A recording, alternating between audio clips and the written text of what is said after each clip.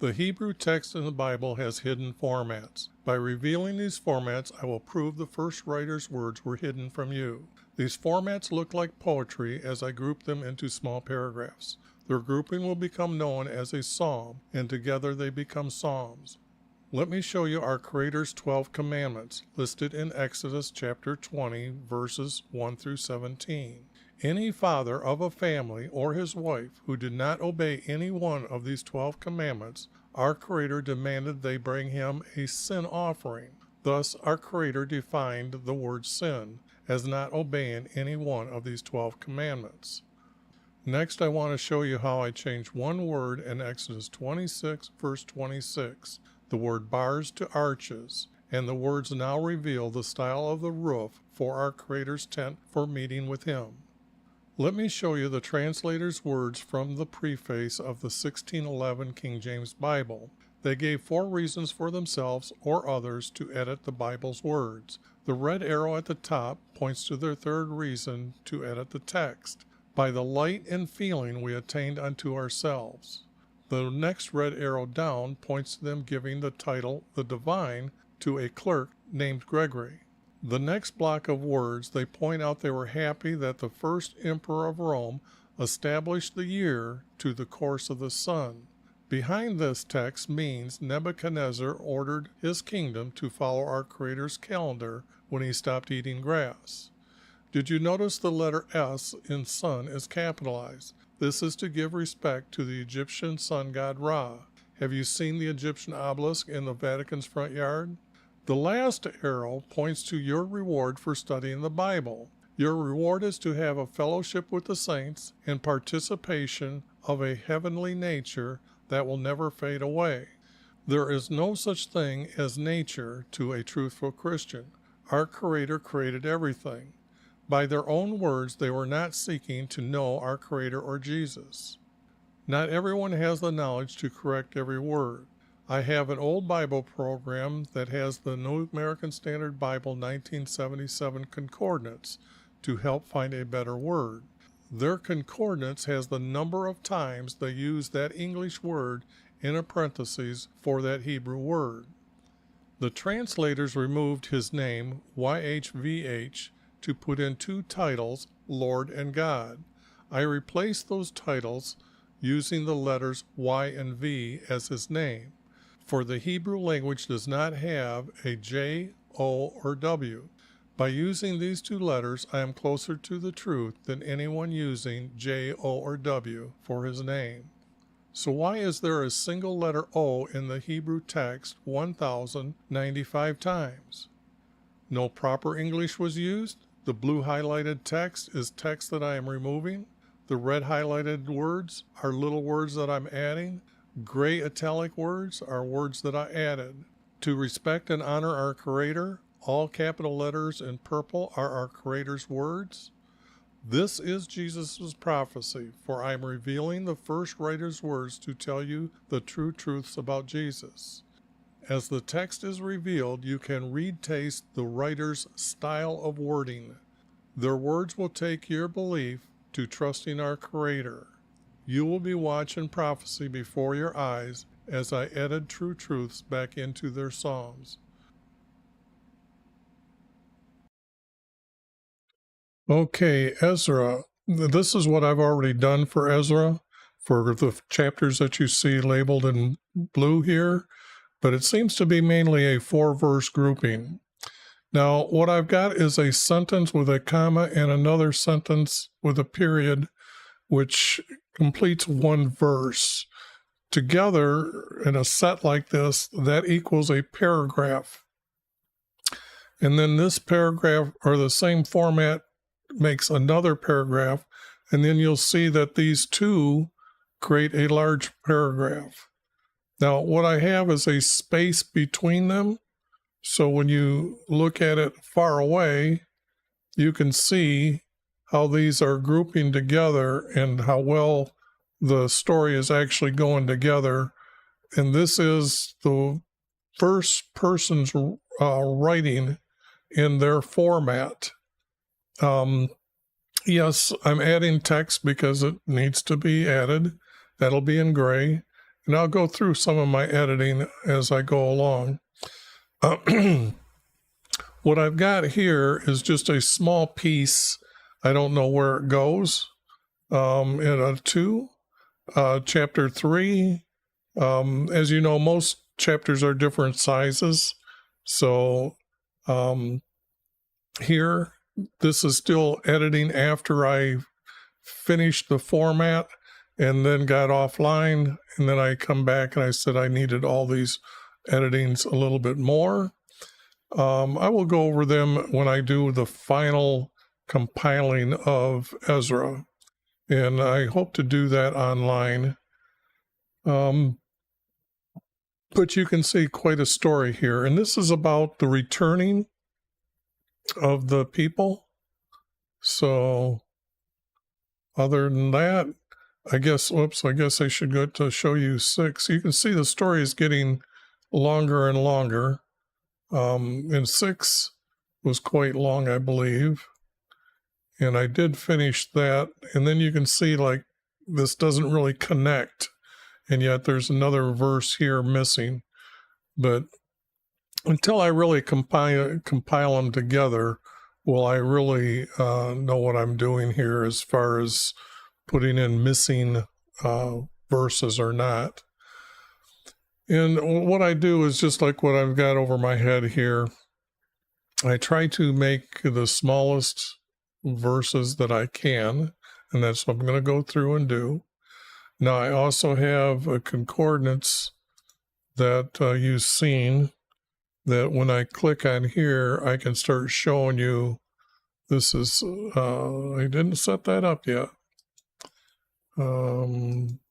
This will be 7. So when I click on it, you can see, I just started a new one here. I'm using this on a virtual machine, so I have to shut it down before it locks up, and I have to take it into work or take it in and have it fixed. But the object here is the concordance does tell me how many times these words were used. And the dirty secret is that there is another Hebrew word for many of these other words.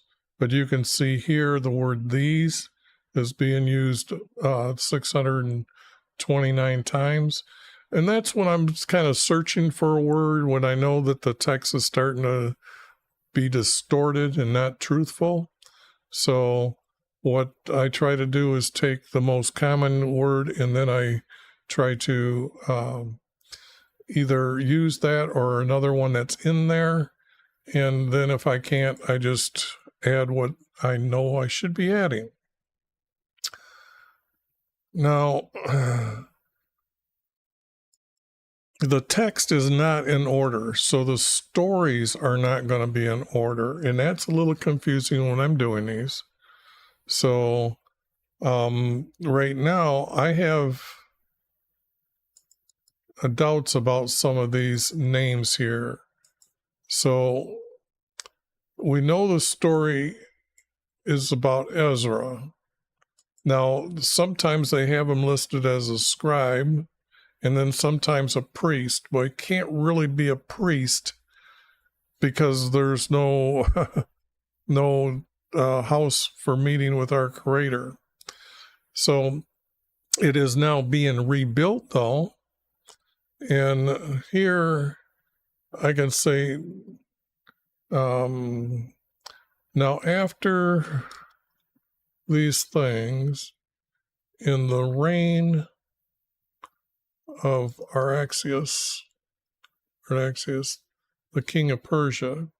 Well, this is not going to be true as far as king of Persia. But when I'm adding a word, just kind of replacing a word that's there, I do it like this. Just to let you know that it's a better correct word than what they're using. Better get that text over here a little bit. And just a second here.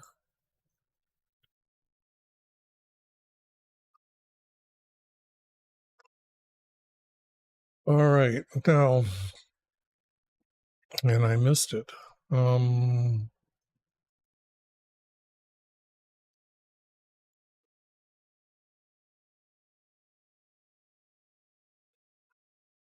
Now after comma these things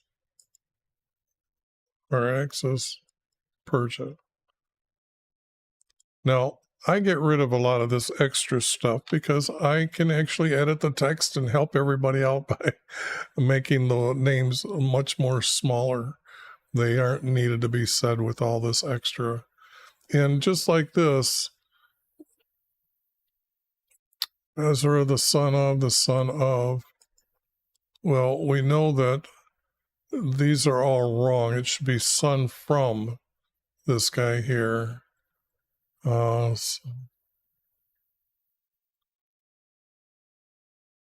so we don't really need his lineage. It's just not useful to us today.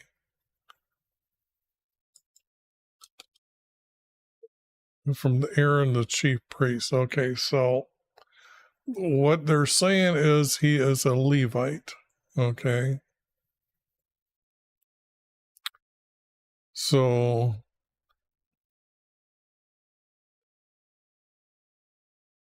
I can get rid of all this. It's not really needed. Not this Ezra, but I can say Ezra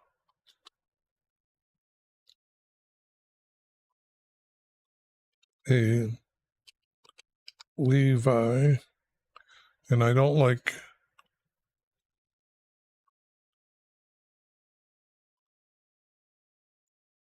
I'm going to put from as the descendant tribe. And what I do is if I'm adding words like this is what I do, okay? Now right there, if it's the king of Persia, how did he get up from, or how did he leave Babylon? So that's kind of the mystery here of what's going on with the text that I'm supposed to be able to figure out. And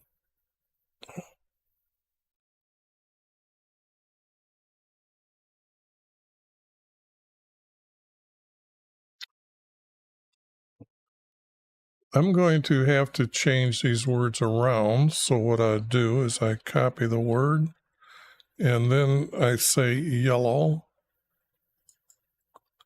And then what I'm going to do is I'm going to paste.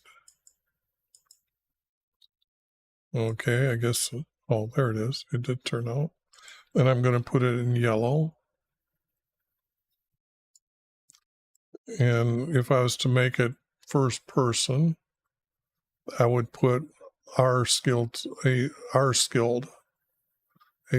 tribe, a scribe, and then have to do this in the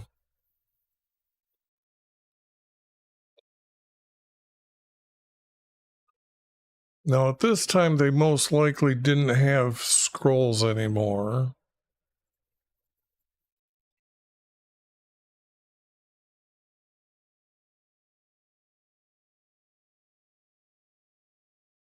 So how do I sum this up? Because a skilled scribe would be one who knows the text very well. But the text has their history and our words from our Creator, events, special notes to us from kings, scribes, and priests, prophets.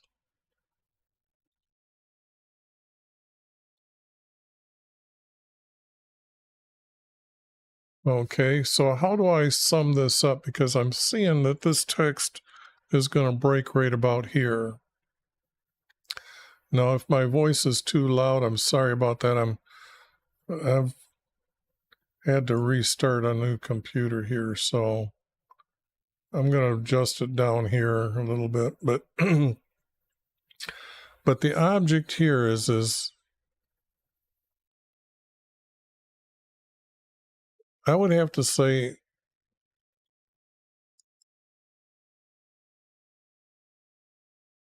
in all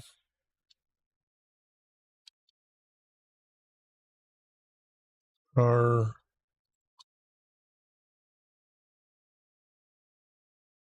books.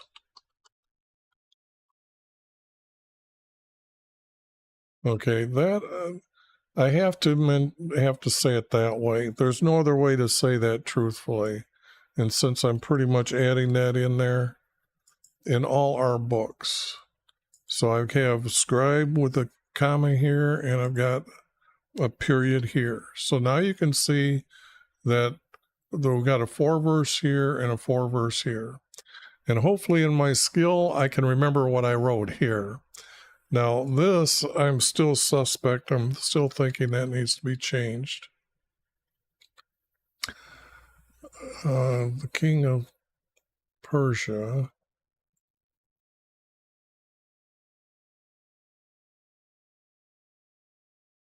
I guess I've got this wrong here.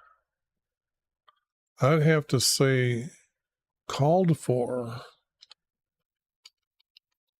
summoned. A king summons.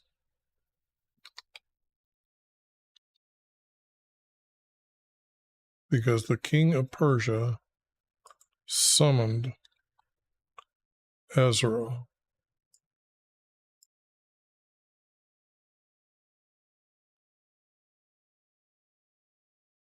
Yeah, I'm going to have to put our skilled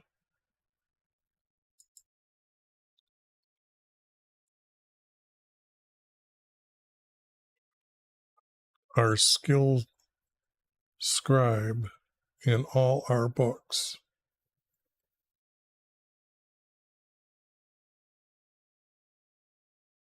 But this isn't reading right. This verse is not right.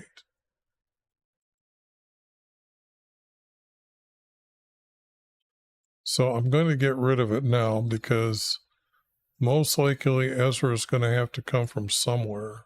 And then this is going to be the period. Then I'm going to have to make this a comma. And now I've got to say this is not the right one to be used. In all our books,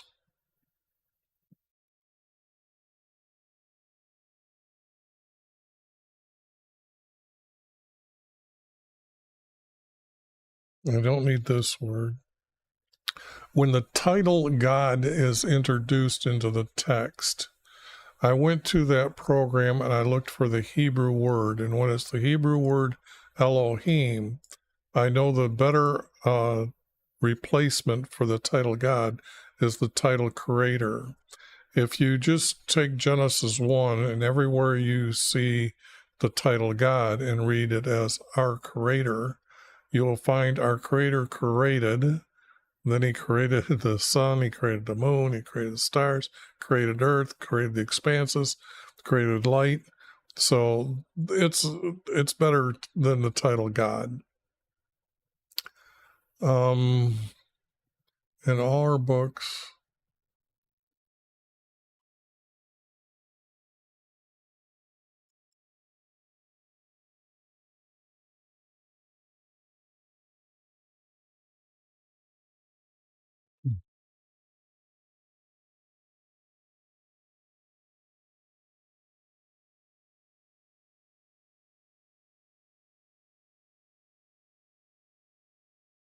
in our books,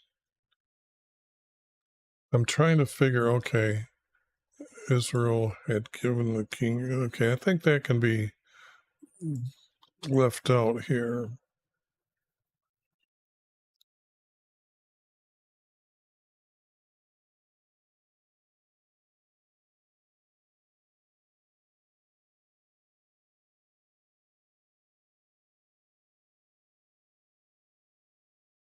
I still can't get enough out of this. I want to add another complete sentence here, which is not good to do that. Okay, I've got a warning here. I got to see what the suggestion is.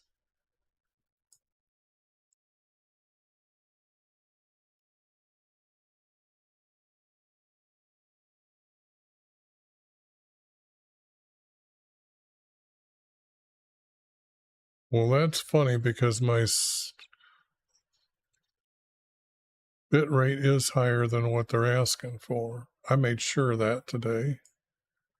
So I guess I'll be wrong, but anyways, in all our books,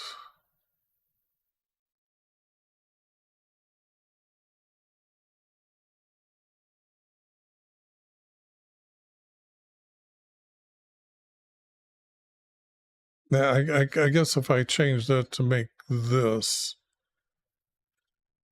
and I guess I got to go like this and leave that as a section and just continue working. It'll mesh itself sooner or later. And then the king granted him all he requested because the hand of YV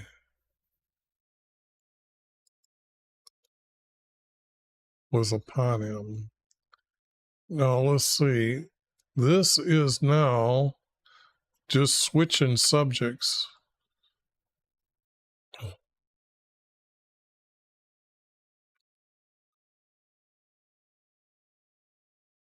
And this would have to be our king.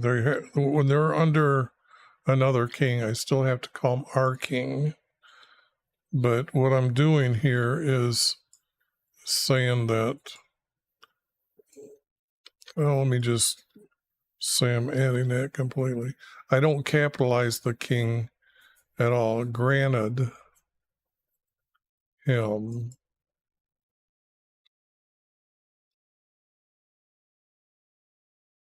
Not all, but everything.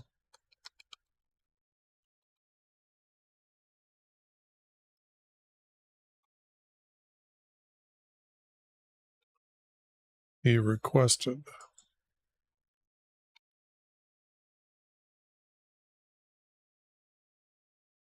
Because YV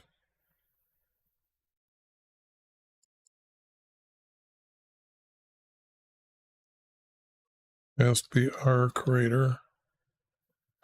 Whoops. He did.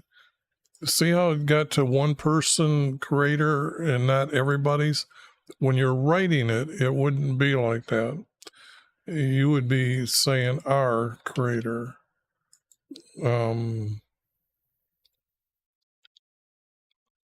Is being added here or replacing was not upon him,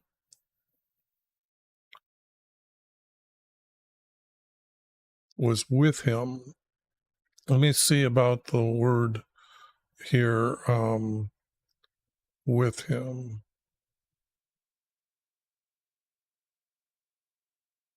Was upon. See, Strong didn't feel that it was a strong enough word to be needed in the verse.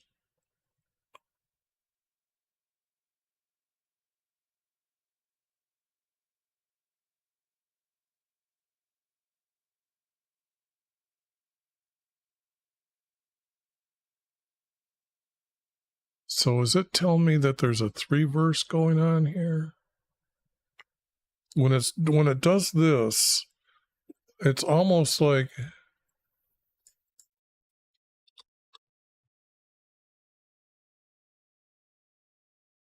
well, it still needs the correct word here because our creator was with us.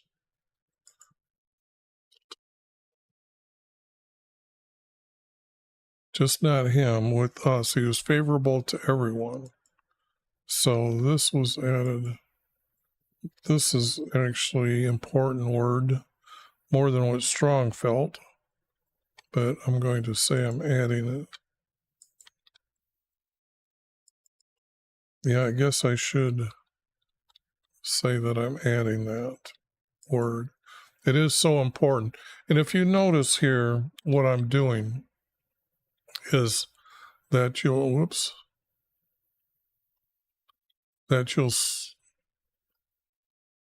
I got to get this a little bit bigger. That what I'm doing is I'm using one word here. Let's see, maybe change different colors. One word here, one word here. That's a major word. And then I've got one here, and then I got one here. And I try to stay to this format because it's consistent, but not all the time is it consistent as it's supposed to be. And I do have maybe 3 or 4 words in a sentence. So, but that did come out 3 or 4 verse right now. So that was because YV, our creator, was with him. And this fuchsia colored word is text that was added in 1977 NSAB, and I think they added about 8,000 words at that time. But every year they keep adding and adding, or every publication they keep adding. So don't think they're trying to go by the text and correct it like what I'm doing. You've seen the intro. They named Gregory as the divine, okay, which probably shocks a few people. But I'm going to use this word, so I'm just going to make it mine. Our creator was with us. Now, some of the sons from Israel and some of the priests and Levites, there is no such thing as singers, gatekeepers. There is none of that. And we're going to find text later. I don't know if it's now or Nehemiah, that there's like 600 of each of these guys. And there's no way that there can be that many. Okay. They can't, even if they rotated. They didn't have them. So temple servants, there's no such thing as a temple. It's the house for meeting with our creator, or is the tent for meeting with our creator.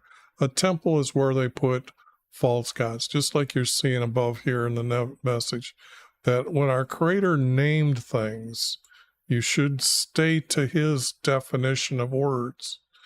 And you can start cleaning up the text yourself once you learn this.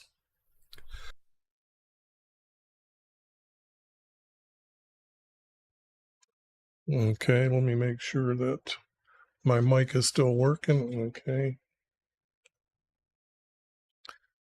And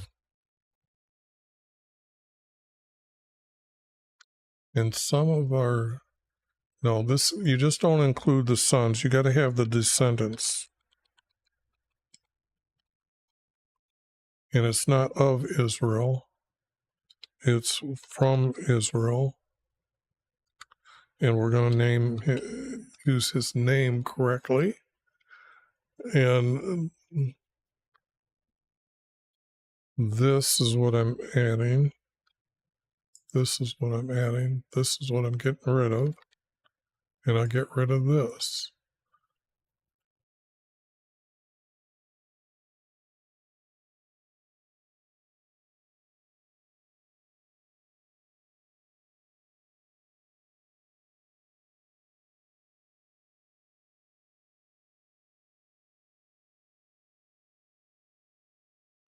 Was with us.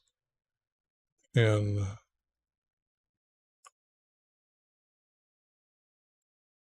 I'm going to have to change the word and to as the sons of Israel went to Jerusalem. If you can see where I'm going with that. I've got to kind of not talk every time because I've got to think, read, and try to put this together, because I'm going all the way down here. As the descendants from Israel went. Now see how it says went up to Jerusalem? That means this is Egypt. Okay. You've seen how they got that, so I'm going to say EGYPT is the correct where Ezra come from. because the descendants that fled would have went to Egypt, and then when our Creator, what's happening in the stories, because this is a new video, so I got to put some of the pieces together for you. Above, our Creator has assigned, or no, in Zechariah, he was a prophet where the remnants were still at in the promised land. And when the king from Babylon sent them down to Egypt, he was assigned to meet with them and start getting the priests together and assign who's going to work, and kind of was prophesying for them and to tell the people what's going to happen. And when you have that many people coming back, the word got to Egypt now. And Ezra, and the king is wondering about this. That's why he summons here. Whoops. That's why I had to put in summoned, because he had to call him because he's here and he's involved.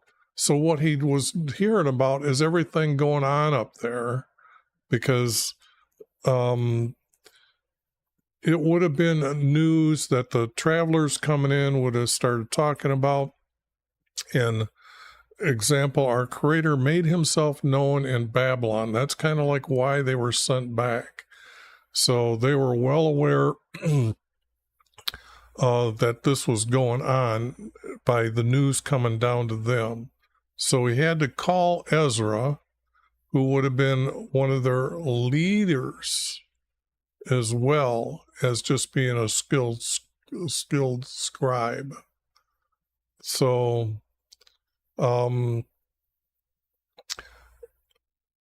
it seemed like they would have been in a community, gathered together and lived together, as most races do when they go from country to country. It's just more comfortable for the people. They're more at home, more at ease, relaxed. So the thing here is I'm thinking that Ezra is like, if he was to summon him, he has to be known by him as to work with him. Maybe he was the governor over them to collect the taxes and pay the king, okay? Because that's what they had to do back then. But now you've got the story set up here a little bit. And I'm just going to get rid of this and say that's there. And our king granted him everything he requested.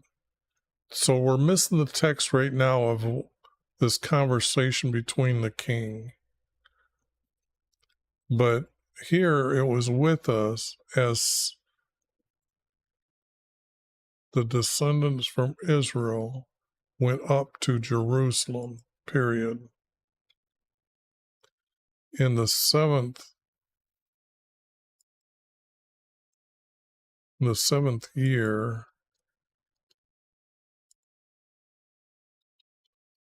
now this is just dating the king in Egypt of just his reign. It was the 7th year. Whoops, I want to put a period here. Yes, this takes a while to go through and talk, as well as to explain what I'm doing, because I'm not really worried if I make a mistake. It's I'm just recording these, and hopefully for history they'll be around. So let me see here.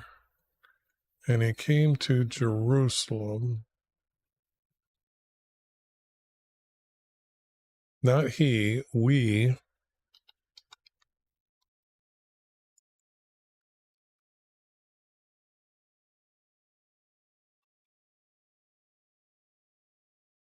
We came to Jerusalem, comma, in the 5th month.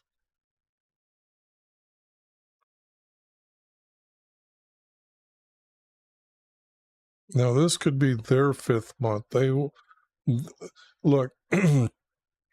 Our Nebuchadnezzar, after he got done eating grass, he put all Babylon onto our Creator's calendar, which starts on the summer solstice, is the Passover day.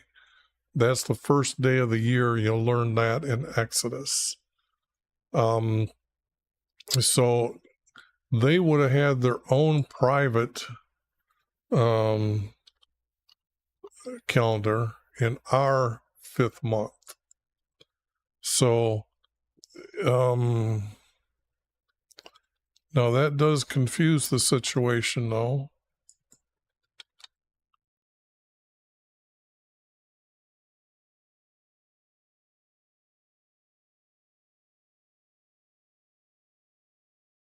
For the first of our first month,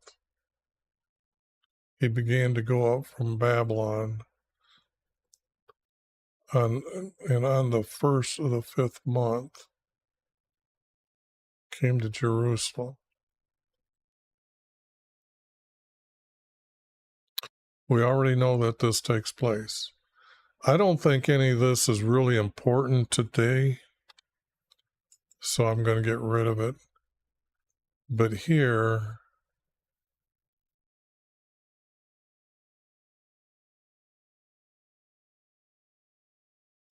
and I'm going to put the word our count here as well, because that would be, they're on their own schedule, okay? Just to let you know.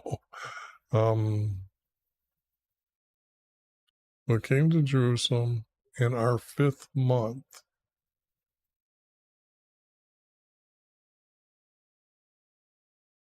And we already have this. So it's a dead end. I'm not seeing here. Now, this all of a sudden sounds like the intro to who Ezra is.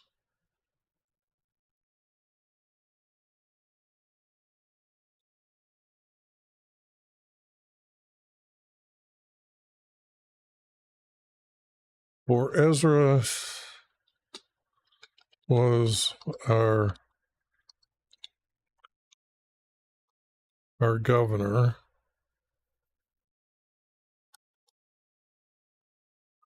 And that I just have to add it. I mean, there's no way about it. You have to, if I've got intro to who he is, how did the king summon him? He has to be who he is, somebody of importance that the king could call and call him by his name. So let's be real about this. Ezra, our governor,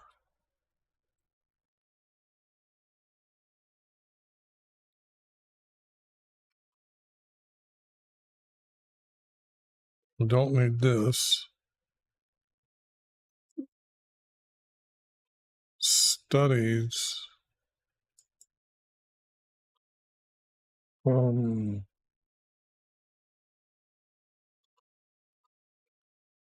studies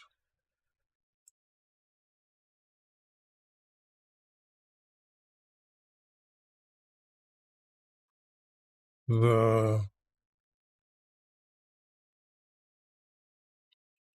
commands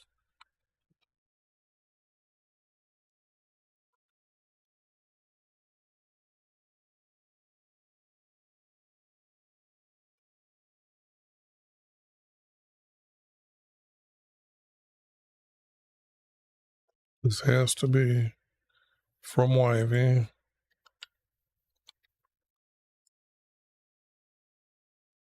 So, that's where I said I have to use sometimes 3 words here to get to that sentence.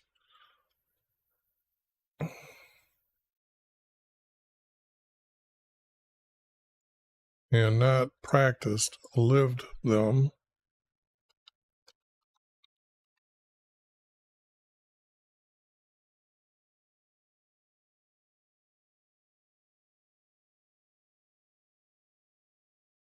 And teach.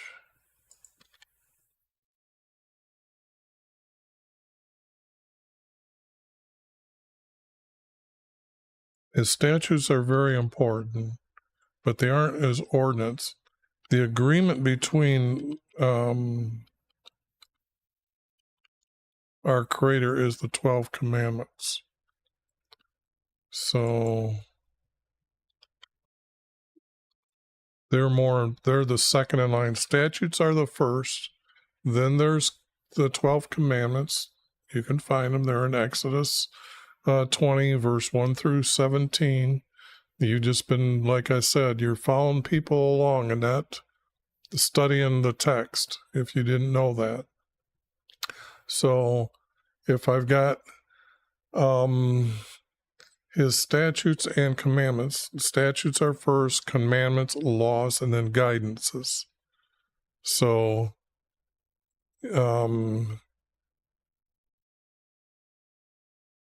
Ezra was our governor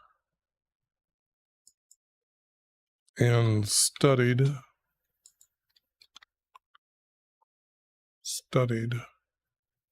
and studies the commands from Wyvie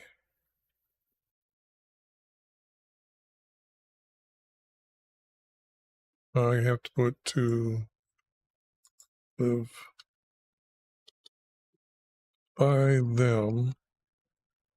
And these are our creators, so I have to respect and honor our Creator by adding all capital letters here. Get rid of this.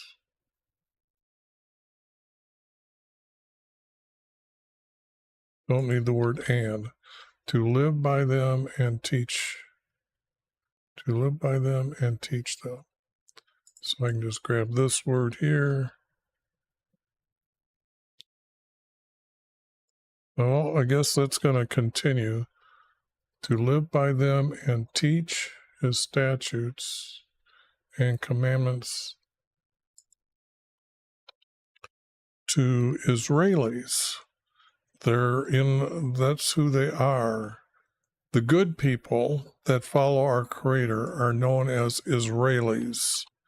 The ones that did not believe in Jesus, they are known as Jews. So I needed to add that. Now, that's why he called him. He studied the command. No, he was governor and studies the commands from Wyvie and practiced them to live by them and teach his statutes and his commandments to Israelis. Not the smoothest type, but example, when I look here and see how much text I've already got, and notice how these verses here are what I'm looking for. This will be like a small paragraph, and this will be a small paragraph, and they'll hook together to mean a larger paragraph. And you can see I've got quite a bit here. Now see here, I don't know which king it is yet in the text, but here I've got quite a bit of text already from Ezra, and it's all 4-verse format. So it's really kind of going along with that theme. And I guess if I just cleaned up what I've got right now, let me do this. And say if I copied that and I put it here, and then let's see, is the macro going to work? What happened? Oh, I need this for... The macro is not working today. And I did get a warning on that. Oh, if I clean up the blue, you can start seeing the format here.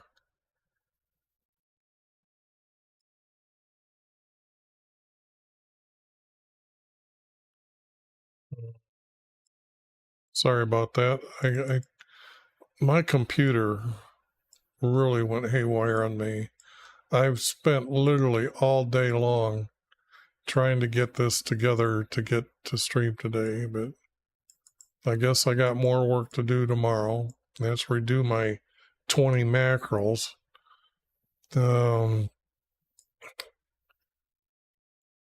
Because what I had to do is I had to buy the latest Word program, and I guess I didn't make them backward compatible.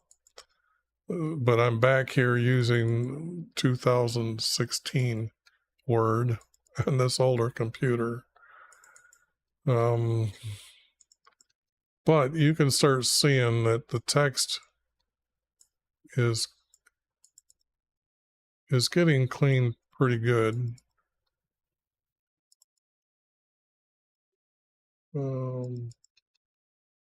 Boy, I didn't know I had did so much here.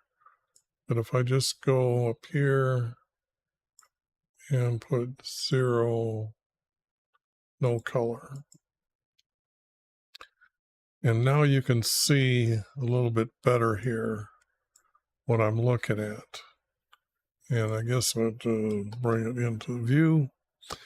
Now you can see I've got a 4 verse here. And, save them. This should have been 1 space. So that would have been, and then 2 spaces here. And then down here, the text is getting smoother. And I would just keep going with the editing here. And then, like I said, I didn't know where these 2 verses were. So, but what it does show is that I am finding the first person's writing here. So it takes a bit. I try to explain it as I'm going.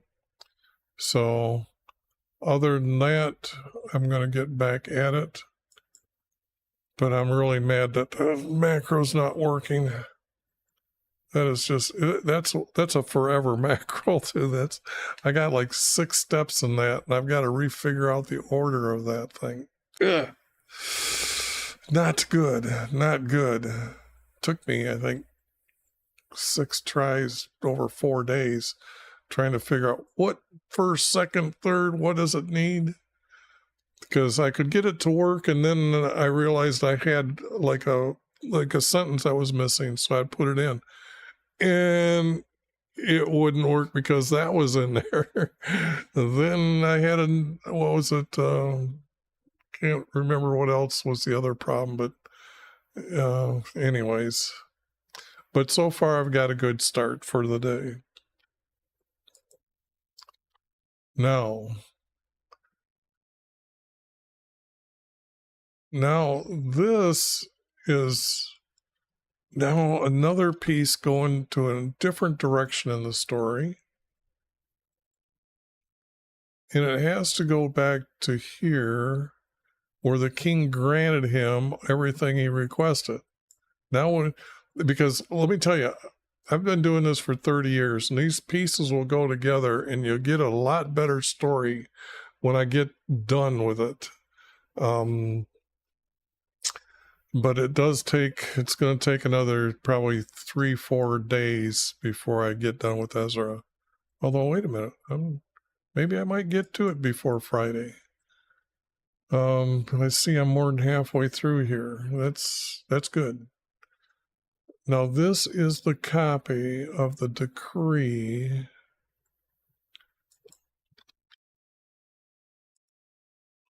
Our king. And we know already his name, so this we don't need.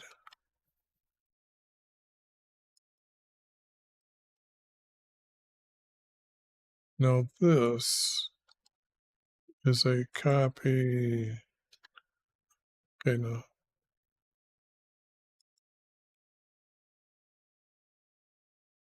A copy of the decree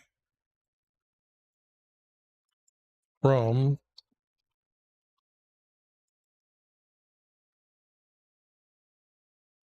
our. No, I got that wrong. I'm reading it not right. Now this,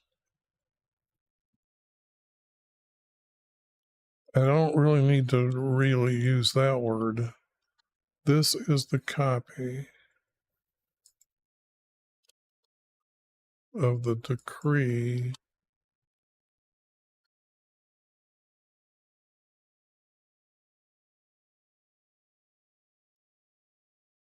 our king gave to Ezra.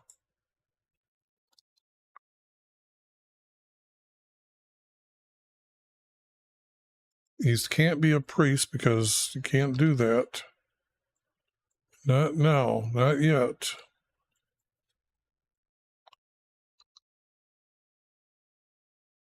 And I guess by Levi's, I'm using that as from the tribe. Gave to Ezra from Levi. Oh, that's real good. From Levi's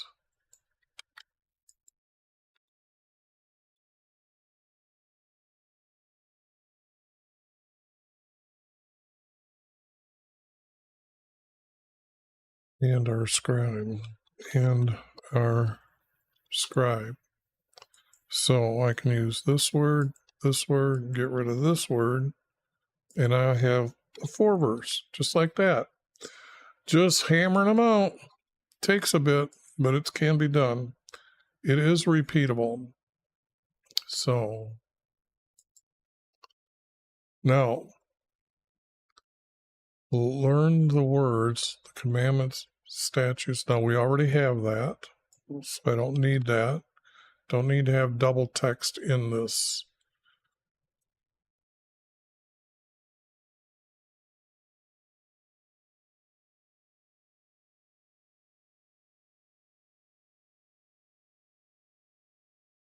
Now how do I, okay, I have, okay, so who is this?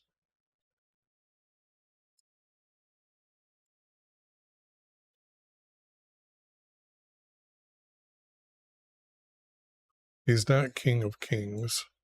Well, that's obvious.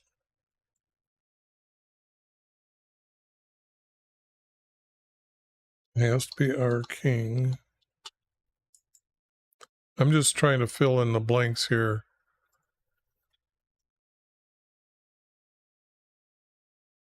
Now this is the text. This is the Hebrew word for our creator. And what's unique about this one? This is verse 12. I want to show you that when you click on the word here, it's always being used as the word God, okay, or title God, which is kind of odd when you can find many different titles that are for God, like El. Let me show you that one, because when it gets to the title El, it gets kind of rather odd, because El is actually listed, was 4 times in Strong's the way he numbered them, but he must have combined them. But let me see here. What you see here is all of them combined. I've got them listed down here, but this one's 10. And you can see how it's used as the title God many times, but also for mighty one, power, strong, helpless. gods. Instead of one God being almighty, there's the falseness of the title now with the words God. Gods is being added. But then this L doesn't mean anything but these and those. And then down here, all these words here mean that, whatever it is, but he separated them out. But that's the lie that's going on, is that not all these titles are truly kept as, or each Hebrew word being used exactly as they're supposed to be used. And so I've tried to use the most used word that, like I showed you that one that was 600 times, and I can't put any text together that way. It has just been distorted since they put those manuscripts together and they said these are good. Well, they aren't. But our king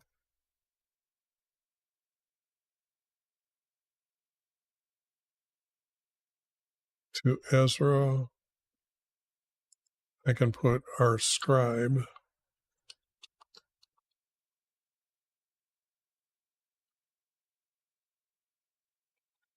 Our scribe.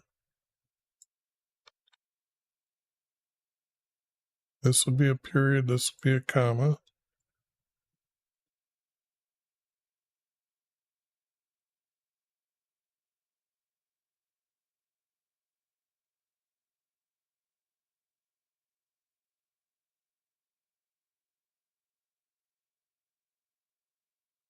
No. Now this, I guess I don't need any of this. I issue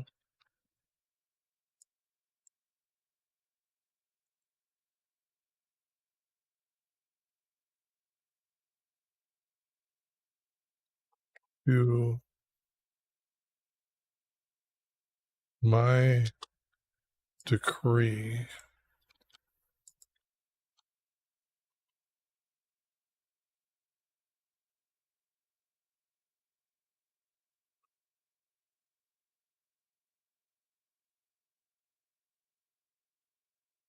And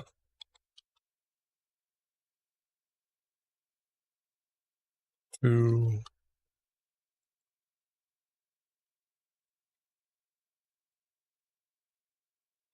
every, not just any, but every Israeli.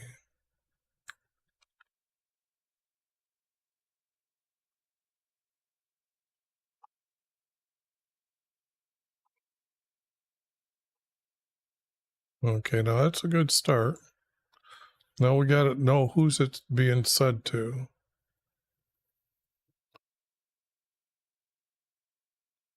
In my kingdom. I like that.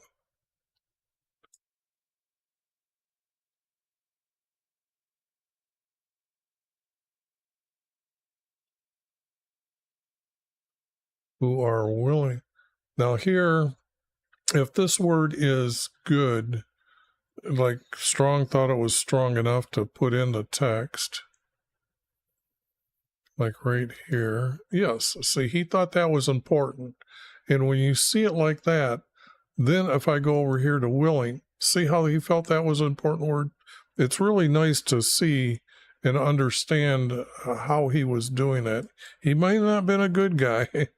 I don't know him, but in my kingdom, who, comma, are willing to go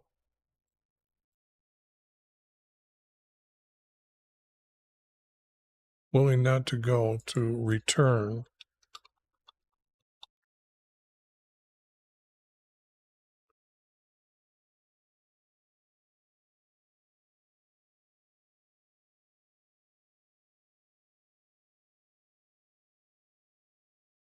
to Jerusalem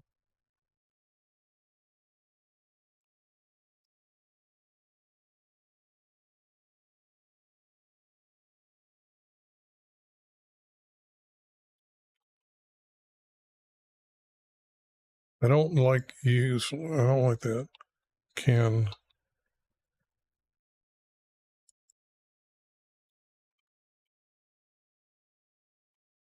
to Jerusalem can leave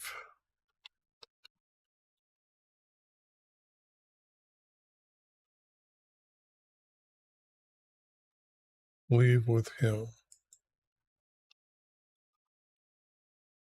Well, see, to Ezra our scribe, I issue my decree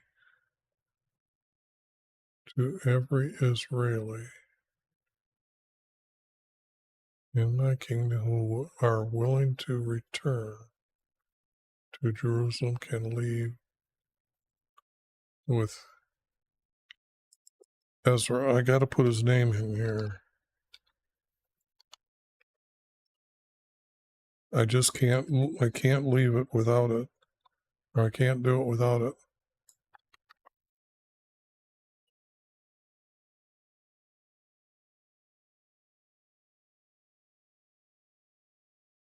Okay, so to get a better and return to Jerusalem and leave with Ezra. Now that sounds better.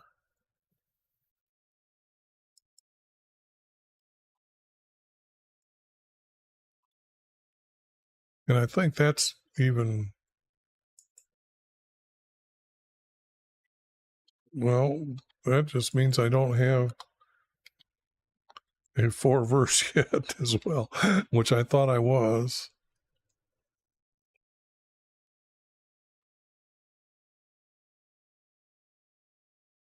My kingdom who are willing to return to Jerusalem can leave with Ezra.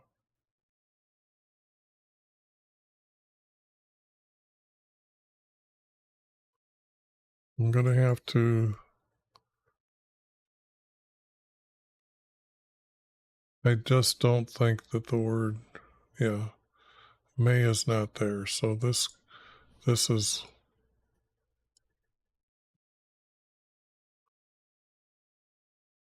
and then I know it's just going to be a sentence here. I can fill that in later, I think. Can leave with Ezra.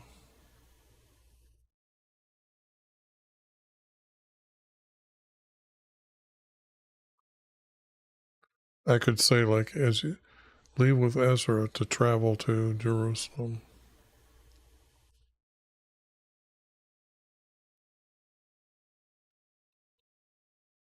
But they use the word journey.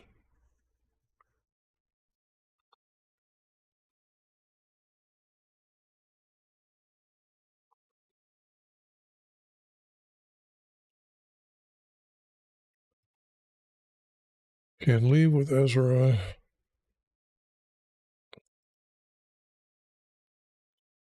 to journey. I'm going to put travel to Jerusalem.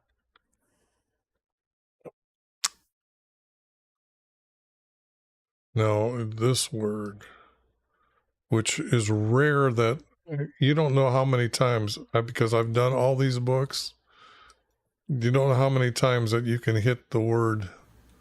Oh, wow, look at that.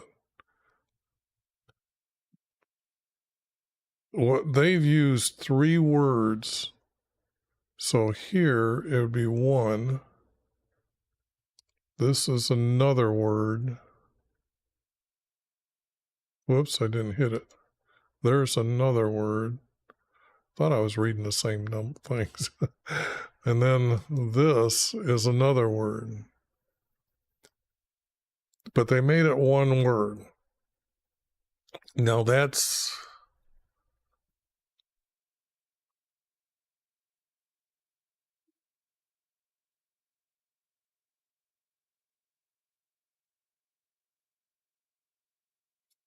and it's funny, I don't even need to even figure out what those 3 words are because I don't need them.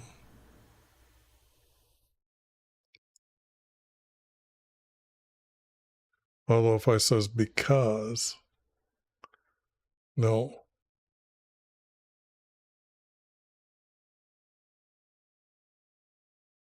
It would be for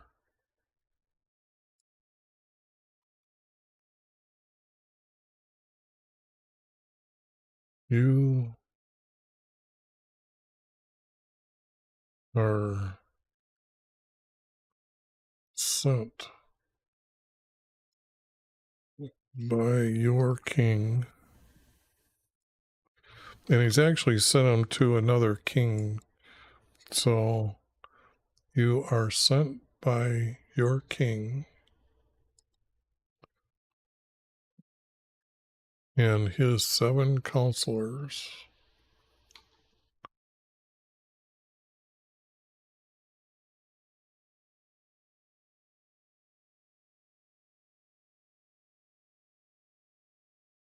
to inquire concerning Judah and Jerusalem.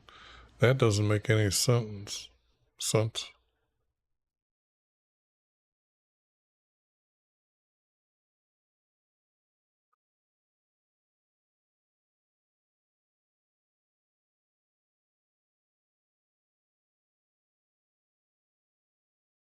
Now this is odd because I was looking for that would make a good, if I got rid of that. Ezra, for you are being sent by your king.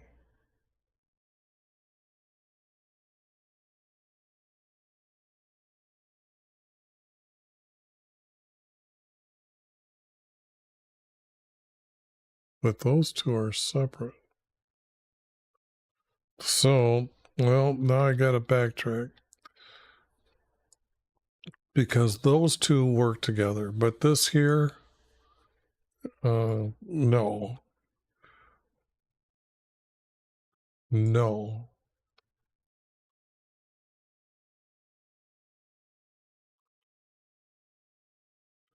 With.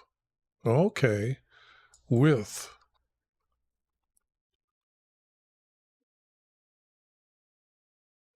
Don't need this.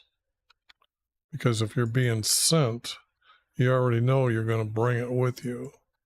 With silver and gold.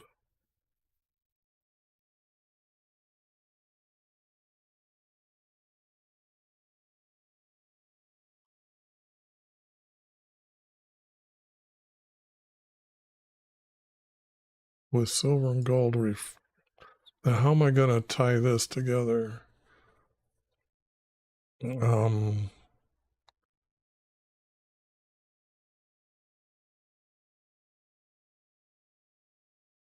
Now this here, with all silver and gold which was found in the whole province of Babylon. Oh, you'll find in the whole province of Babylon. Babylon wasn't a province. It was divided into provinces. Okay, but what you will find with all the silver and gold, which you will find, yeah.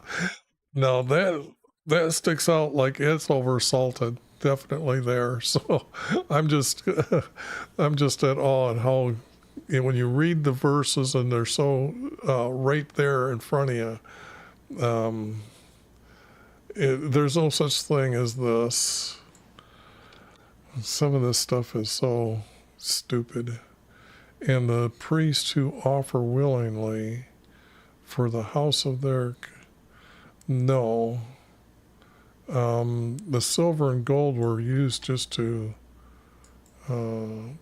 give to, freely offered to, and I'm going to put his name because let me tell you what, when Nebuchadnezzar woke up eating grass and he put the whole Babylon onto our Creator's calendar, which is the summer solstice, starts the first of the year.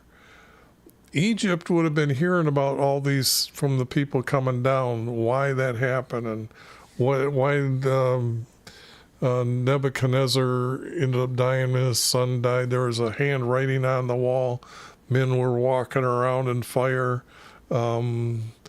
Just things like this would have been known to them, and the travelers would have went down there. So Egypt, knowing this, they said, well, we've been through that too. Um, we're going to give with silver and gold. Oh, I'm connecting these two.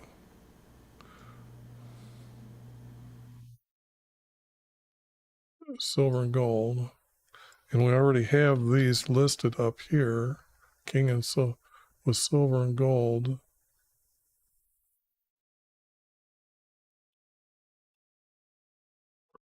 Offered to Wyvie. Don't need that. We know who he is. And it's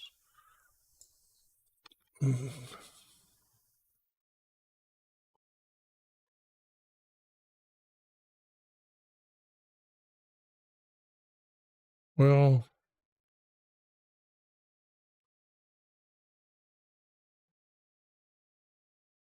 I don't need those words.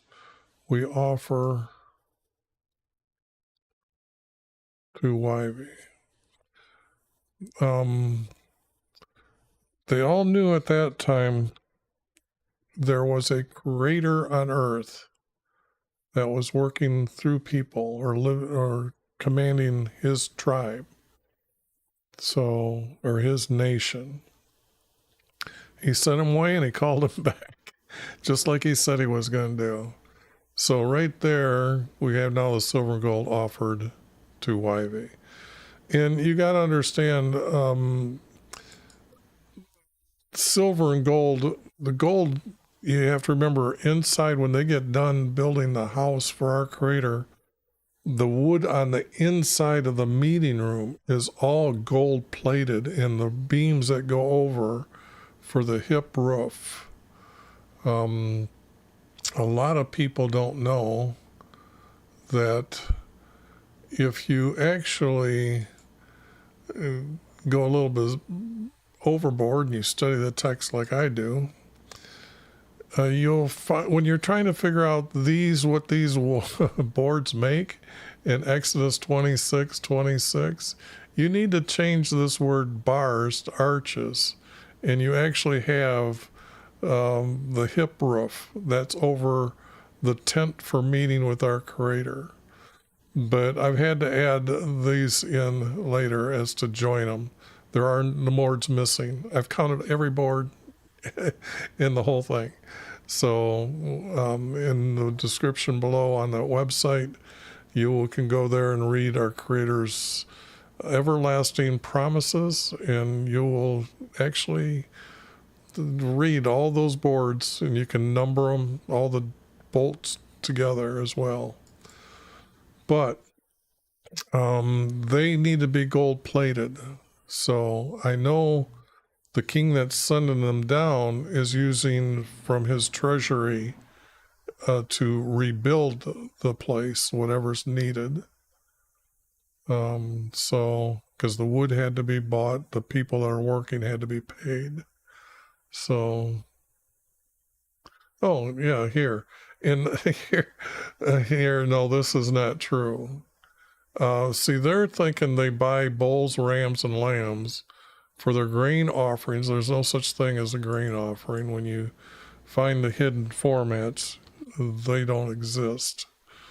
And offer them on the altar, and they didn't. And here's the difference between what they had as false gods wanted.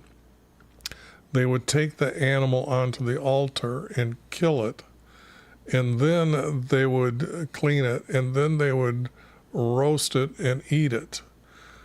Well, they called that killing or sacrificing to their God because it's on their altar. But actually, the people were atoning for their not obeying the 12 commandments. Our Creator told them to make sure that you bring a sin offering. So a sin offering is for the 12 commandments. And the 12 commandments, because our Creator has defined them as a sin offering, end up being what is known as sins. Okay? There's only 12 sins. And there's no sin until our Creator does this in the Sinai.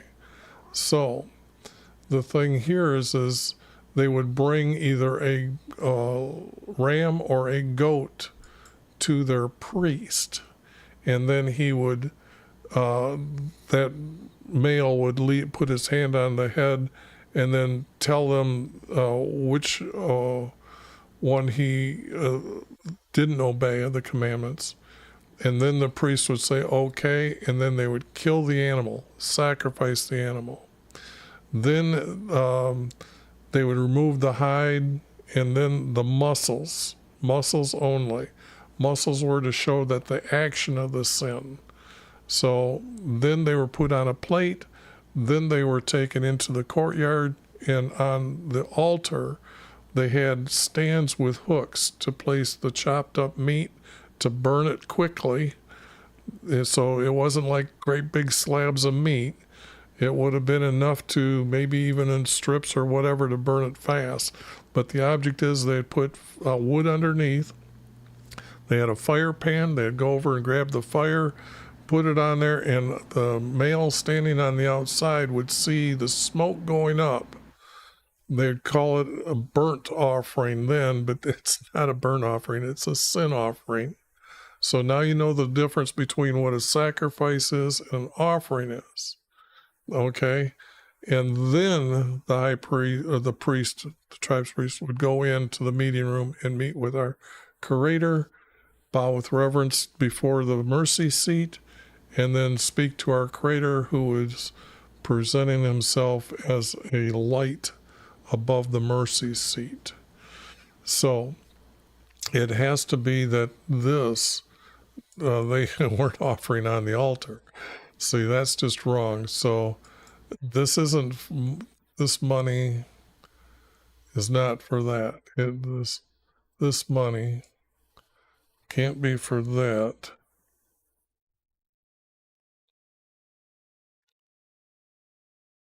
Hey, they actually got the word house correctly once. Correctly. For his house.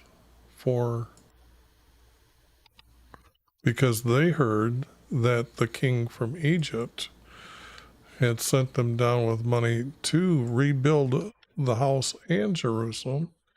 They wanted their 2 cents in on it. And for the house,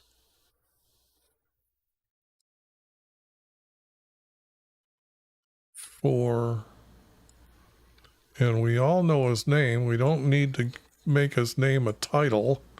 So let's get rid of titles and put it in correctly.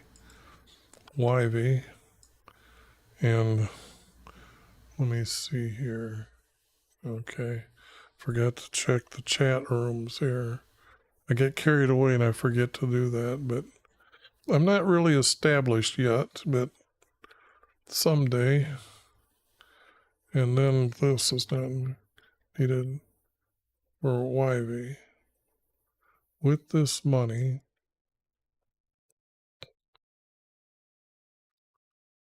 I don't need with. This money,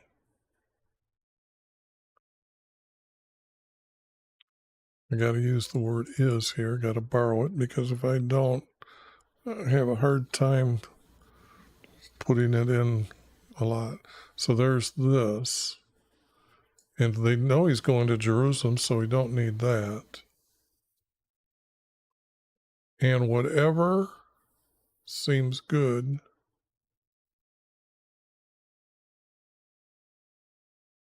and whatever,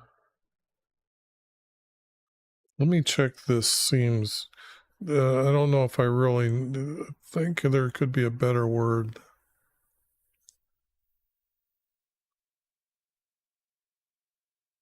Boy, I got down quite a... Okay, now see what happens here. You can see when I'm clicking here, I'm getting 2 Hebrew words that are the same. So a lot of times they'll do this. They'll put the 2 words together like this, or do it like this, or like this, and say that's what it is. So right now, seems good should be down here listed in the Yeah, I can see seemed. Oh, seems good right there. But that's what I was checking, whatever. And here's something here. Whatever is divided into what, two words put into one. So when I get here, and whatever, I don't think I need the word seems good, is good.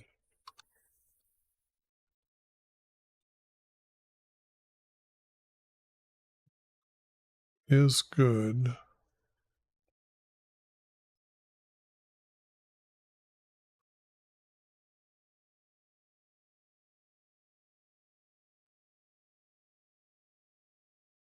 to you and your brothers. And it wouldn't be brothers, it would be tribes.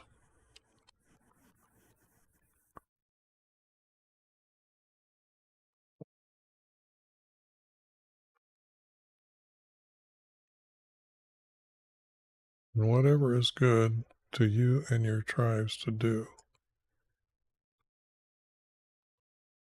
Okay.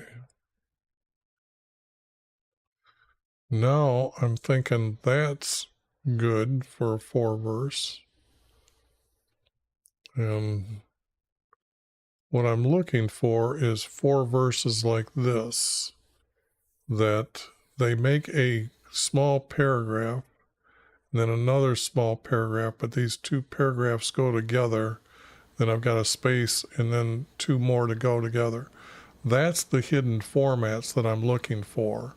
They will appear, and then sometimes they'll just drop off. They didn't need them, they threw them out. But you can see that all of this has already been found. These I needed extra editing when I got done. But all this has already been found in Ezra as these hidden formats start popping up. So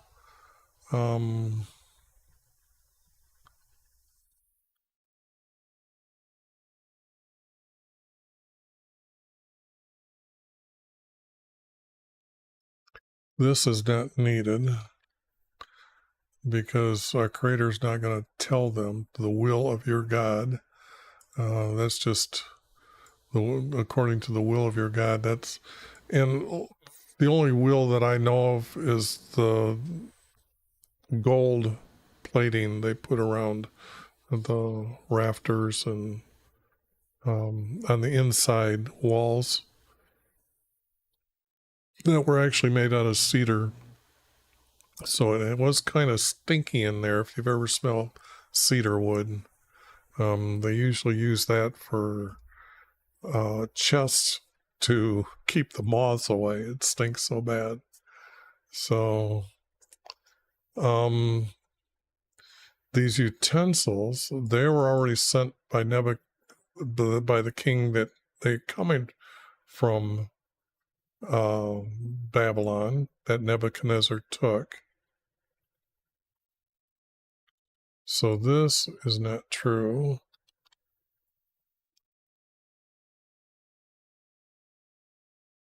In the royal treasury, no, they already told them that we're just going to give you these. And I think in above they had actually marked and weighed them out and numbered them. So we know that the gold and silver, they're really talking about talents or large pieces. So I don't know how many, because in the text, it's gonna say like 700 talents. So that's multi-millions of dollars even at their day. And then it's got the people that they're going, okay, here we go. Here, 100 talents of silver, cores of wheat, a bath of oil. That they don't have olive trees in Egypt, as far as I know. So that's what makes olive trees grow in Israel that I know of. I just don't think they growing in the palm trees, growing the dates and stuff like that. Almond nuts grow in Egypt as well. All the treasures beyond the river.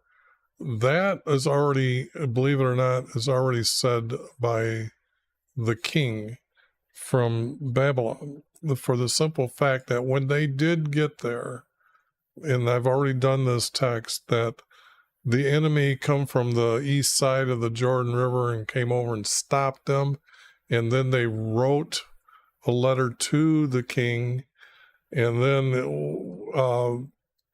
so did the Israelis write theirs, but this one got there first. When it come back, they were told to stop, but then when they got their message back, he says, no, it isn't decreed. You're going to do this, because he learned of all the things that our Creator made himself known up there. So then he's going to say, stay away from you guys. And it's not beyond the river, it's east of the river, and it means Jordan River. And this, no, we've got that set already. Even up to this many talents in cores of wheat, which they did have wheat fields in Egypt. Remember, our Creator is one of our plagues, which kind of defines the summer solstice. The first year, there was this darkness, and then before that was the locusts ate the sprouting grain. And it only takes like 40 days for wheat to grow, but that grows awfully fast, but everything else is sprouting. So that's like springtime, or closer to what we would know as spring, but it's going to be late spring. I don't think we need any of this, or I need any of this, because this is just over-salted words for sure. Whatever is commanded by God in heaven, don't need that. Let it be done with zeal. Well, that would go with this verse above. And no, this, they wanted favor. They wanted the favor from our Creator to remain kings in power and their sons. So that is actually in the text from the king from Egypt, who is subject over, or has owner of the Jerusalem. Not allowed to impose tax or toll on any priest. That there's no such thing as these. This is out. And you, Ezra, according to the wisdom of your God, which is in your hand to administer judges. No, they're already there. They're already building. They have all that set up. So you can't reset the things that's already existing. I guess I should have pulled up the other text that says from Zechariah that shows you some of that, but trust me, I've done that already. According to the wisdom of hell which is in your hand, magistrate. And this, no, the Levites that were still surviving knew that they were the judges, the lawyers, instructors, and those to be the like preachers, which can be codenamed priests. Okay. But and whoever will not observe the law of God, judgment will be executed. No, they cannot, from Egypt, you cannot dictate what's happening in another king. Blessed, you cannot bless our Creator. You have to understand the definition of the word blessed, and that means our Creator. If you are obedient to our Creator, your life will be blessed. Means you will have a family unit staying together, okay? And then your descendants will live after you, and that is the blessing. And the other blessing is our Creator said you will always have food, that there will be no famine as long as you stay to the commandments. That's what the 2 bowls of wheat are on the table that's there in the meeting room with him. And they're supposed to be filled with wheat seeds. And then there are the pitcher of oil that's used to keep the what is it?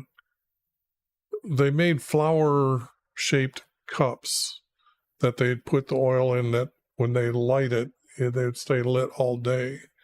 That oil is known as the holy oil that they anointed the priests before they could come in. They would anoint a new king with that oil. So now that you know a little bit about blessing and the oil, that's good for you to know that. And you can't adorn the house. Our Creator, Moses had, when you go look at what's in the house, there is a 20 cubic by 20 cubic room that's his meeting room that I keep telling you is overlaid with gold. Now, there's the table with gold, overlaid with gold. There is the lampstand with gold. There are the 2 angels that are kneeling before the chest on the ends. They're kneeling and they've got their hands stretched out. They're holding a mercy seat, and above the mercy seat is where our Creator lights shines from and then talks to them. And you can find that if you see how I broke down a couple of the Psalms. It was kind of neat to see that the priest, one was written by a priest that he bowed with reverence before he talked to our Creator, as in the presence of his light is what it is. So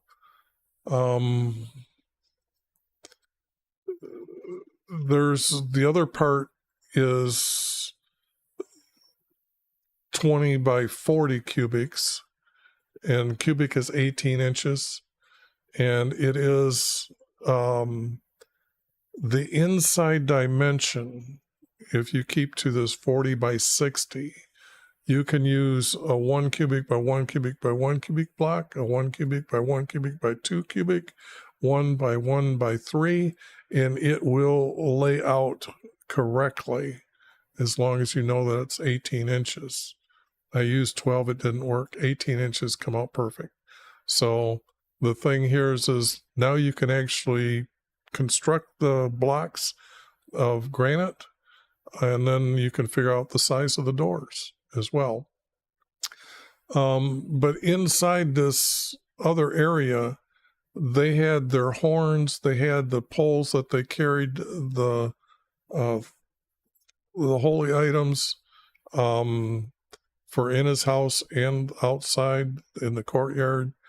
But they also had like cabinets in there to store the plates that they would use to put the mussels on, and the knives, and you know that there would be larger forks type of thing to cut it up with.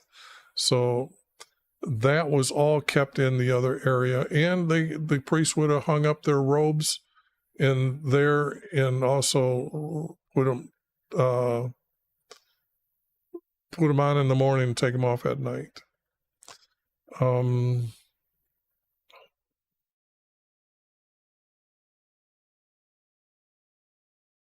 Now, where did I leave off here?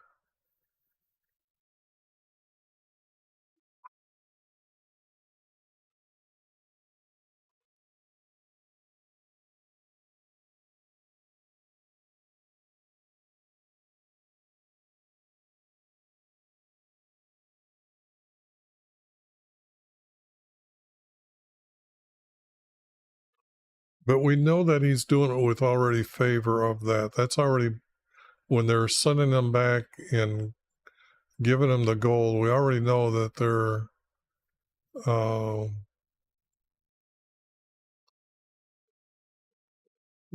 going to be witnessed by our Creator that they've done this. So,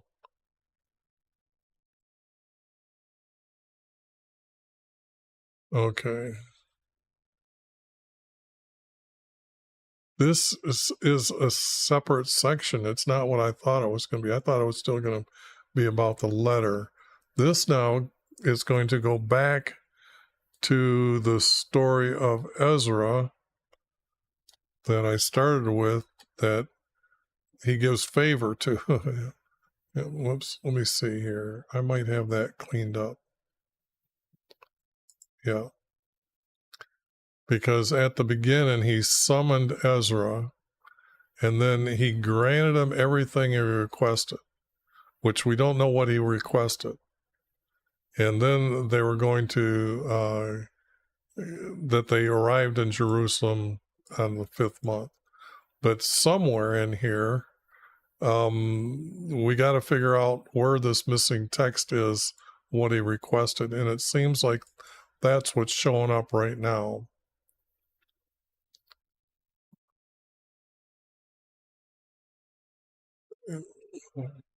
And there's no such thing as two words put together. So,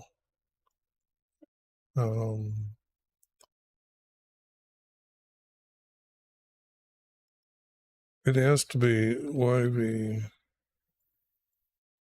Whoops.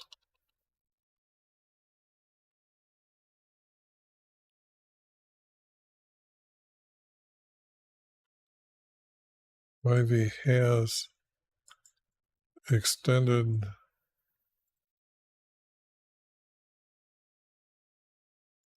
I guess his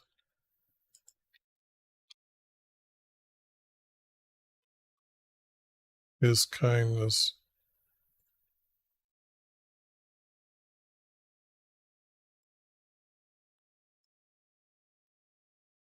YV has extended his kindness to us.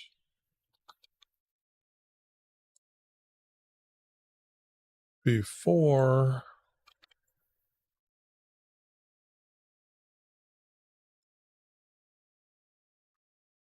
our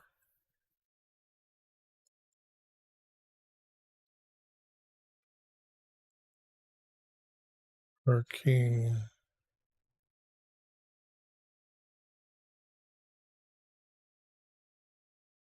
and I'm going to put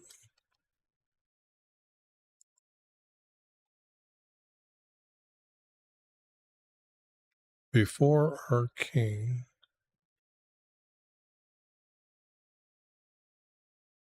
and his counselors. If they're mighty, I would say they're his captains or his commanders.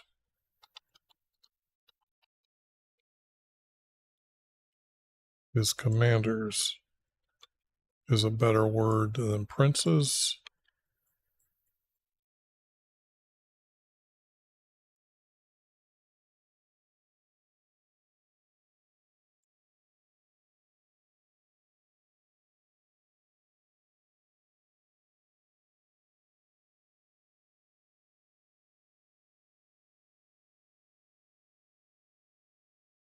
Now, this is reading out of place because what I'm seeing here is this verse here actually reads better under here. So I'm going to stick it under here just to check to see if I'm right or not. Before our king and his counselors and commanders, YV has extended his love kindness to us, and I was strengthened, and I was strengthened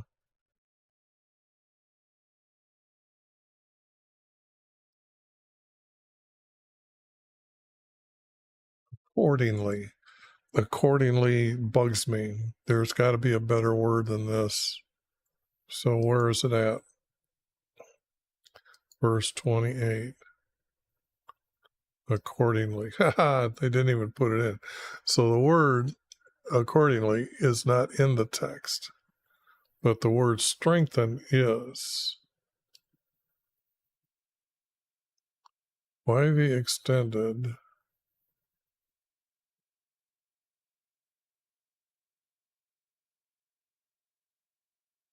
his kindness to me to strengthen me. Okay, let me go that way. Let me go that way. Because I've added here, YV has extended his love kindness to me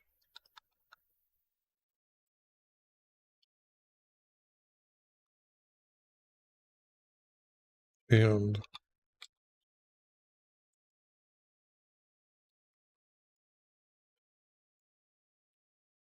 strengthened me.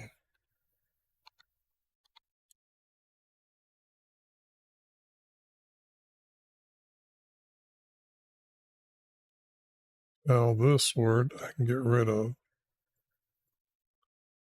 Now this reads a whole lot better this way. So how do I do this? First of all, I got to make it small enough. Well, I hate this when I do this. Oh, I gotta do this.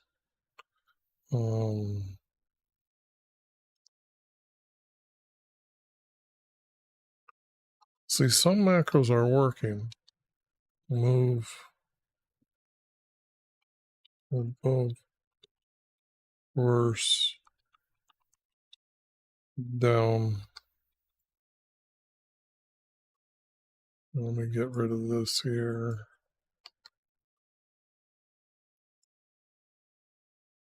And all this I'll just make 8 point.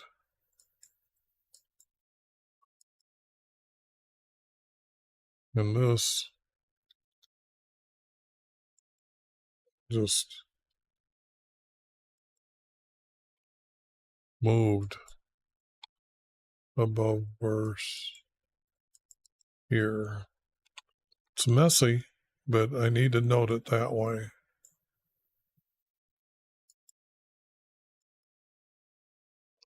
That's not the right color. This would be a better, whoops.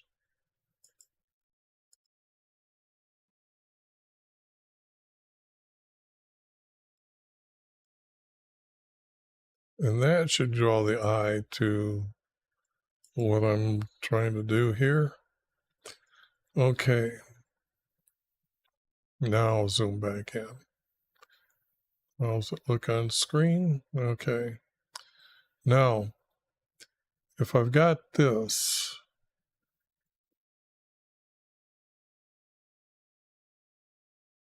then, well, the gap's bothering me. I think I do that. All right. And as counselors and commanders, period. YV has extended his love kindness to me and strengthened me. Okay.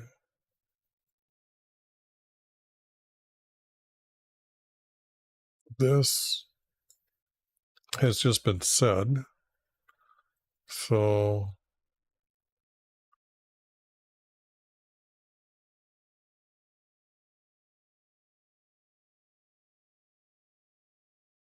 it has to be then, because he's got the decree in his hand. So that's where I'm thinking this is coming from. Then I gathered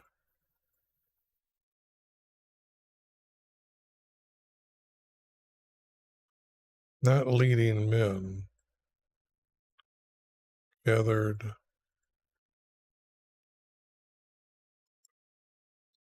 our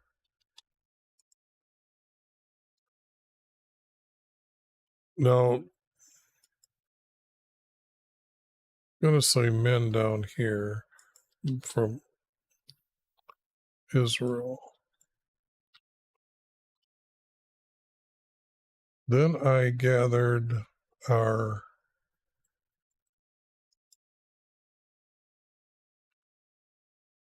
I think you'd have to have, I don't know, you can't call them elders. Elders are like those over like your cities or villages. You have elders.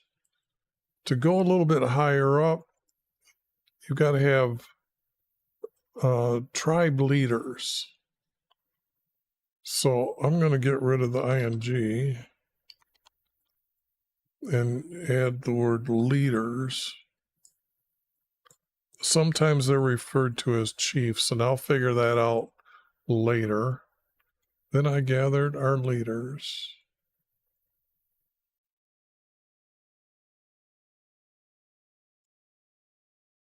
for our people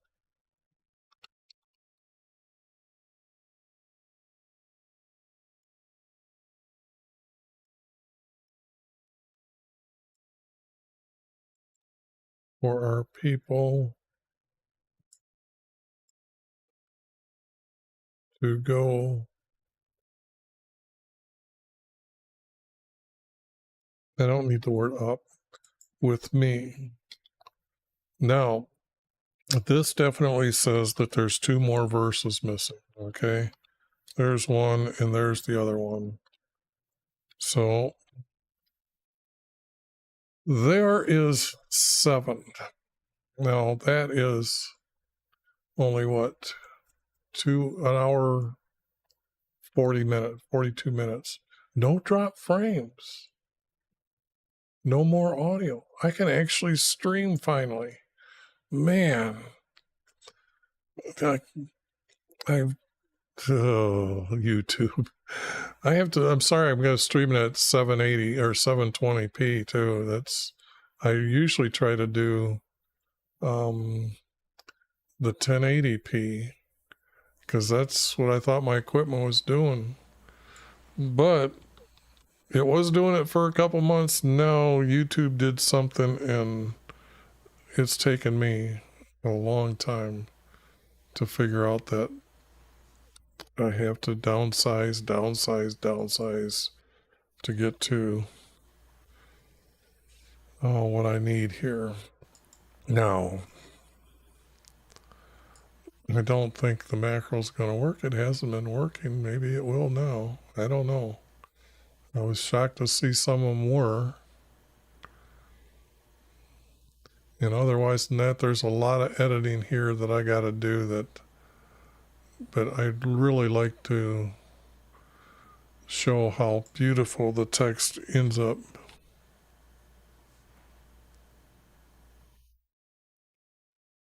Okay, let me try to do this. Let me see what I've got. I've got all the different sizes. I've got lines in there. I got the commas, got the periods. I got the hash or the forward slash. I got different colors. Okay. Let me see if I can make a macro here.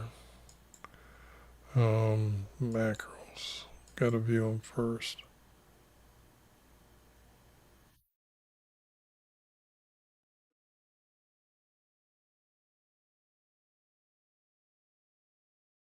Okay, I guess I haven't. Oh, that's right. This is the new computer. Okay. Let me see if I can do this now. And I called it cleanup 1. The key is this. Assign. Close. Now grab it all.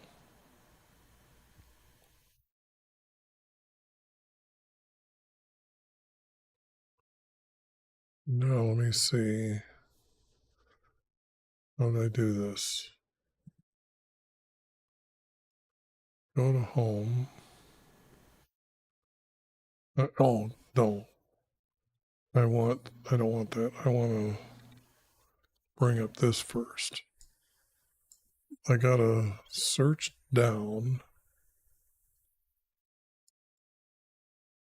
What I'm looking for is 8-point text. Gotta remove that first. Took a long time to figure that out.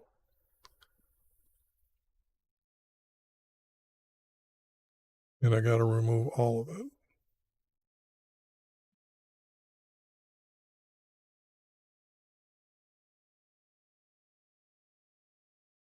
Okay. Now, don't want to do that. Now I want to do the colors that I wanted to do earlier. No color.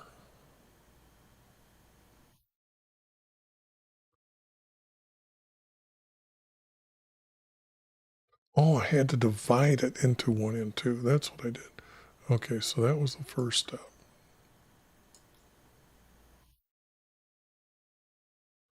Stop. Now I've got to get rid of that. Now I got to remake, sorry, record.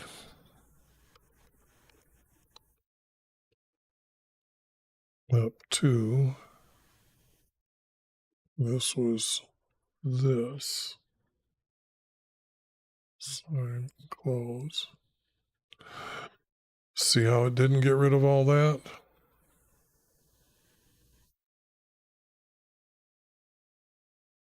It didn't get rid of all that.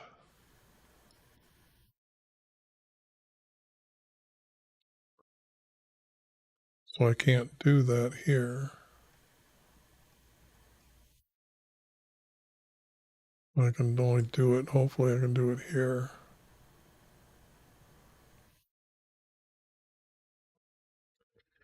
Now it would be this. And it's the double spaces down to 1 space. Replace all.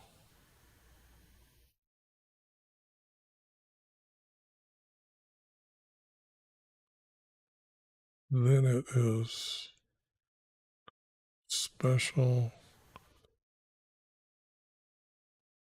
No, I need manual line breaks. No formatting. That's what happened. Okay, I seen an error that I did. This is got to have nothing there, but I got to make it a paragraph. But I need that font size 6. Okay. All right. Now I got to do double space to 1 space. No formatting. Yeah, there's the 9. Okay. And let me see if I can do it twice. One more piece. And then close that. I'm sorry. I'm just hoping that I can do this so I can. Okay. Now.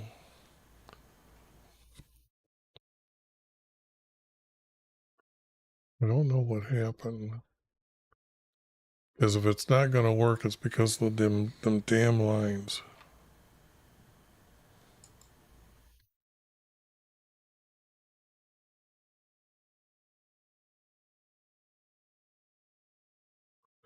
Wow, look at that.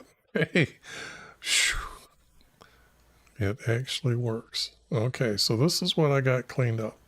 1, 2, 3. 1, 2. All right. Although I still have to do it, it's just not as bad as I usually am. And this, it'll go smoother when I do the next one.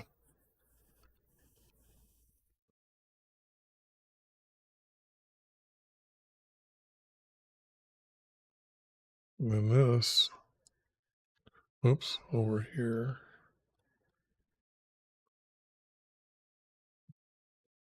Well, it didn't do that. It's supposed to make them that size.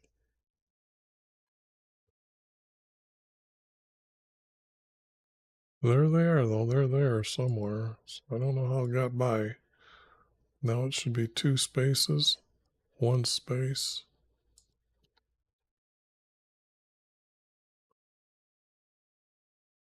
Should be 2 spaces.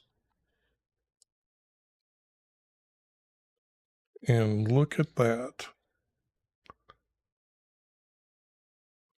Like I say, sometimes, oops, it should have been 1 space here, 2 spaces here, 1 space, 2 space, text missing. That seems to be in the middle of that. Was changing the subject. Yes, that was changing the subject. And then there. See how they do appear? They just appear. This is the copy of the letter sent by our decree, our king gave to Ezra from Levi's and our scribe at Artai, our king, to Ezra, our scribe. This is the copy. So that fits. And then these two, king who are willing to go, you're being sent. So they have to have hook-like words together. I guess, sorry about that. Should have brought them up a little bit closer. But now you can see that the format did come out, and there it is.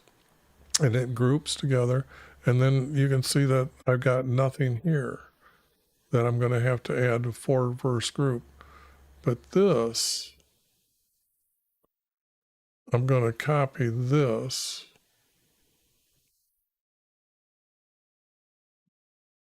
and say I'm going to add that to what has already been done. And this is what's been done so far with extra little work here. But all this is, you see, is the 4-verse grouping and then the spacing between. It's getting there. We're going to have the story from Ezra returning from Egypt, coming into Jerusalem. So that is now 7 is done. That's just cool stuff there. Best part is then when I go over and read it and check the editing to make sure it's a little bit better. But I'm going to do that in a separate one. So, whoops, I got to save that. And now get down to the bottom here.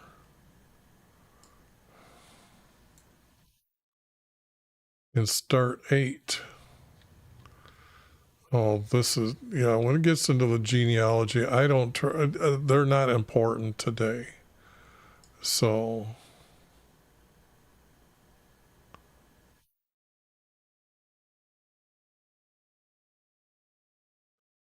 but I might need these. Those who went up from Egypt. You can't go up. It went up. You have to come from Egypt to go up to Jerusalem. So E-N-G, up. It's the little words that they trick you with. And then they need this word for their stupid meditation practice. Those who went up.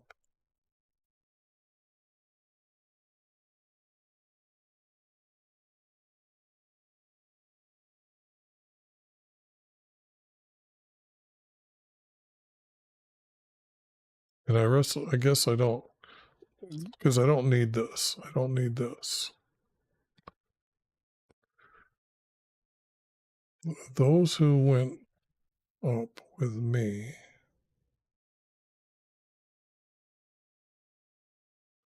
That's just reading. Like, I don't know if I need this. In the reign of King. No, I don't.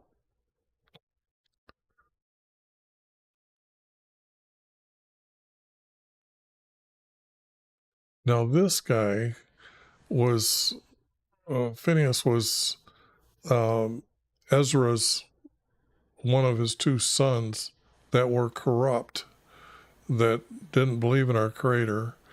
And when there was a battle fighting the Philistines, they took the chest that had the 12 commandments in it, took the commandments out, took it to the battlefield to encourage them, and they lost it. And then the Philistines took it down and paraded it through their cities. And the thing here is when they put it into their temple with their false god, all of a sudden our Creator cursed them and started giving them diseases and killing them. And they took it from city to city, and they said, to get rid of it, it's killing all of us. And they sent it back to the Israelis. But that guy couldn't still be around. This is just not needed. We don't need to know exactly what's going on. These might have been important at one time. Moab. When I see this, that's funny, because our Creator, when they were going into the promised land, they killed women, children, animals, and everything because they were having sex with each other and the animals. So that's what unclean meant back then, to the kind words in the text. Says they were unclean. Well, they're still around, and now they're naming their children after them. This doesn't make any sense. So I don't need any of this either.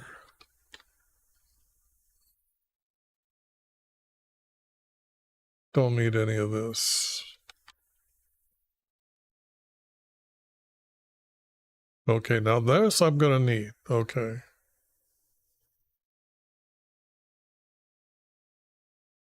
Hey, those who went up with me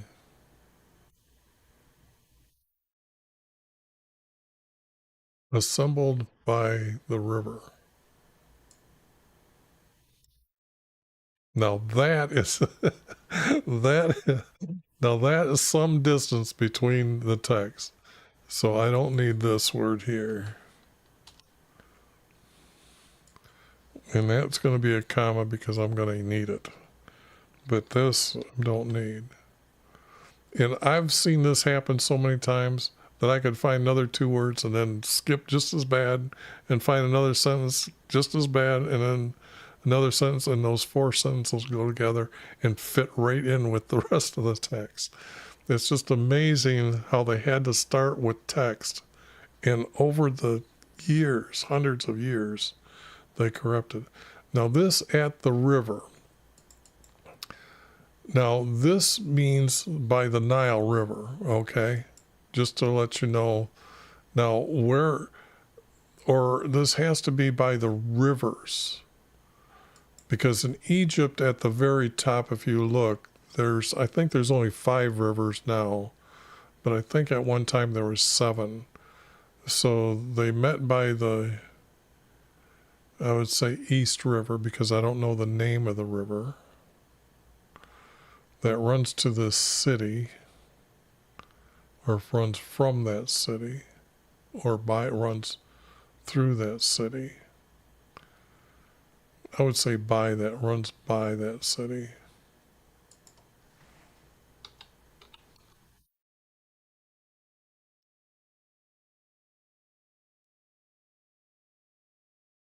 Assembled at the river that runs by this city. But this is going to be a period.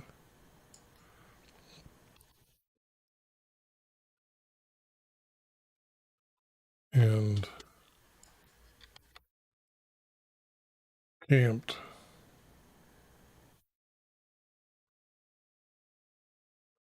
I'm going to get rid of 3 because I don't know how long it took everybody to gather. I don't think, once you have the edict or the decree, You have to be realistic about the timing, that the word would go out, then they'd have to pack up, then they would, but here, it would have been, this is where we're going to be at, so he called them there. So I can't use the word 3, but for days. In fact, I'm going to make it weeks. Let's be real here.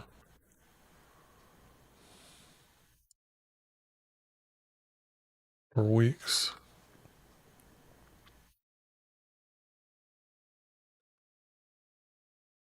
Now, if that's one verse, what's the story here?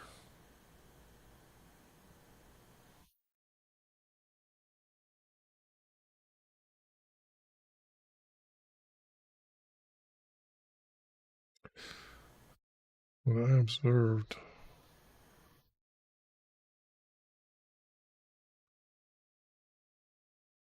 Not finding any Levites there. That's not true. They would have been among the people. So the Levites were the most obedient to our Creator because they knew that their tribe was responsible to be with our Creator and minister in His courtyard for forgiveness of sin, and then they were the scribes, leaders, teachers, things like that. So they had to be there with them. So this has got to be wrong.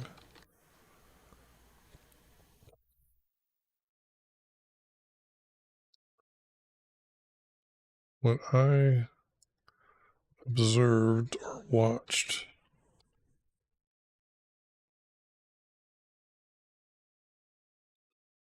are people.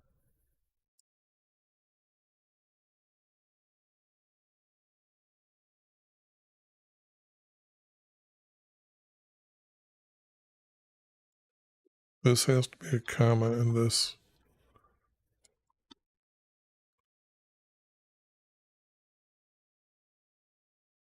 Well, he was a Levite. What to me? What am I thinking here?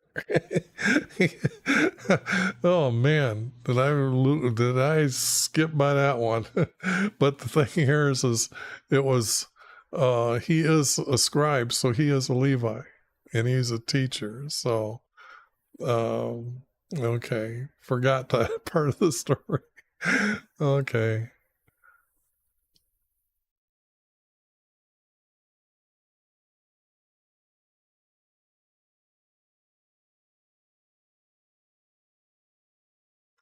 Not when, it has to be after.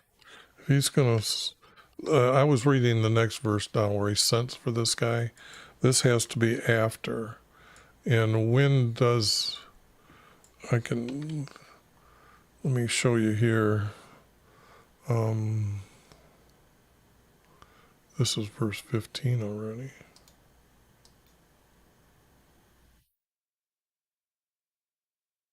The word when. It doesn't even have any text down here.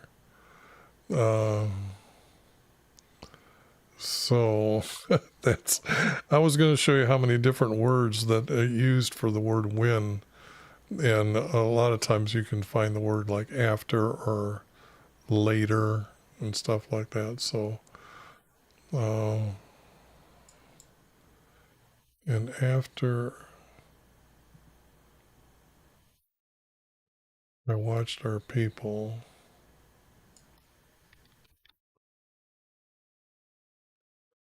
they sent for,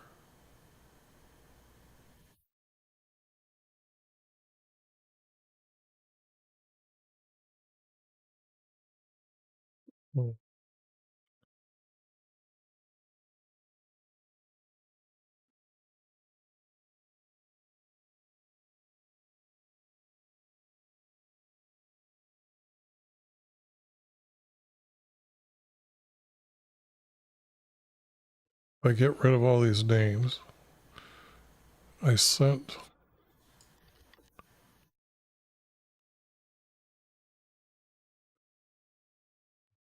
Eleazar.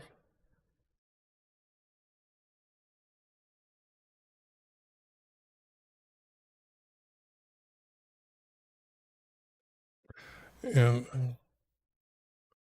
I sent Eleazar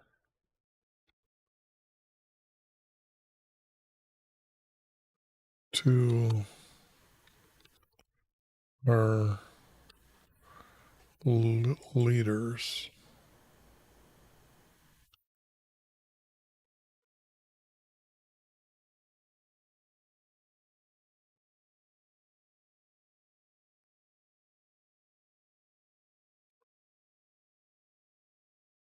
To our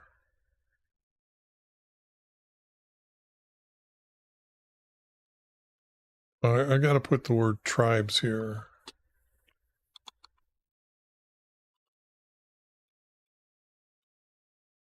to make sure that the reader will understand.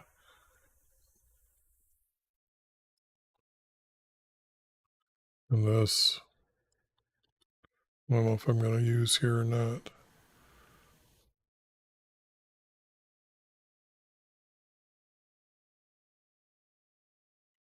And told them what to say to their these guys. They don't even exist. Pagan gods are in temples, so you should never ever talk about our Creator having a temple.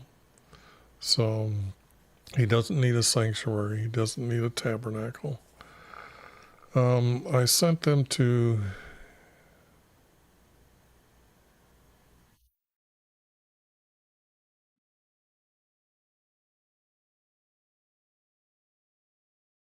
and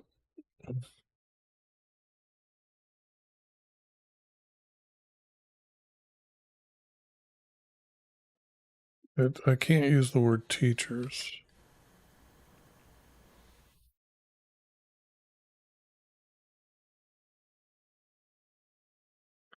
I can't use just two names. Might as well get rid of that. And there's going to be a verse missing. The best I can do right now. I sent them at the place here and told them, oh, he's still looking for the Levites, and he's one of them. Okay.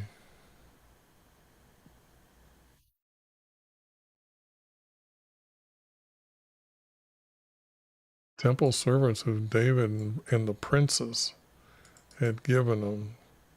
This is just crap.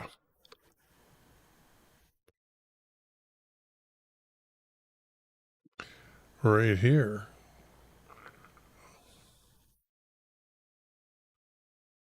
They proclaimed a fast. We already know they're at the river. So right there it is to the leaders. Sometimes it just does this. And that's what's so unique, that all of a sudden I find a period here. Say, hey, there's 4 verses now up here.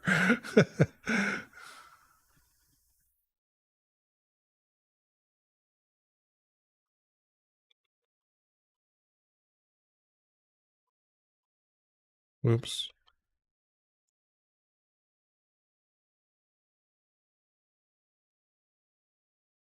We proclaim to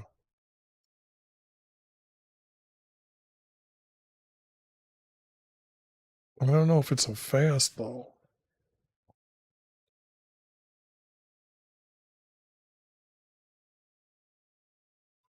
Ah, I like that as a better one here. Get rid of this, get rid of this, get rid of this, and say, hey, what about this?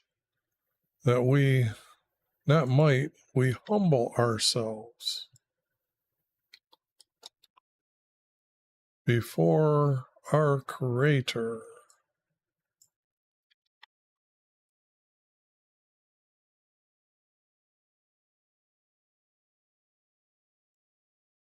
And I don't know if it's a seek or petition or pray. Pray is to ask our Creator, but a petition is to ask Him. And see, seek a safe journey. So it's not a seek, it's petition. Petition. Whoops.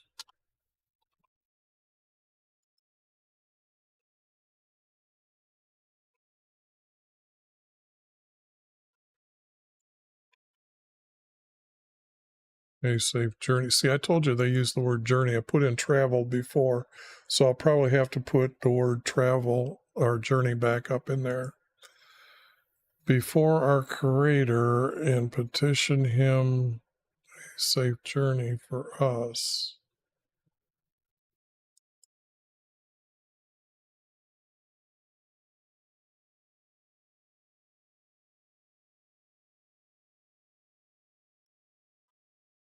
For our, oops, little ones. For our little ones would be children, our littler.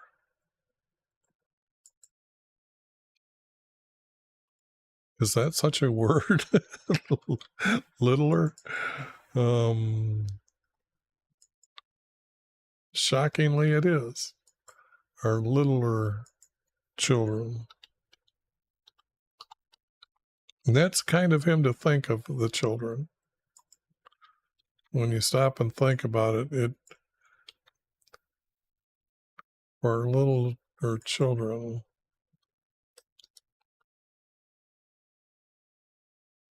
Safe journey for, yeah, because they would have had raiders on the way, or marauders that come from the desert side. But for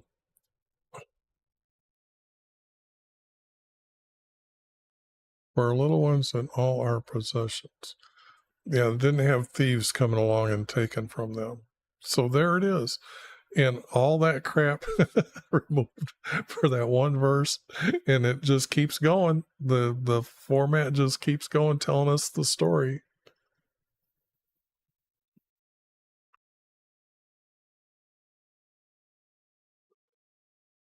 Well, you can't say you were ashamed to request. Why would he say that?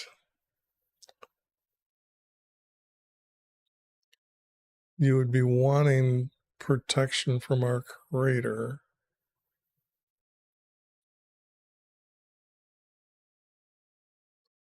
But I guess the text is telling me it's got to stay there when I'm reading through it. For I was ashamed to request, comma.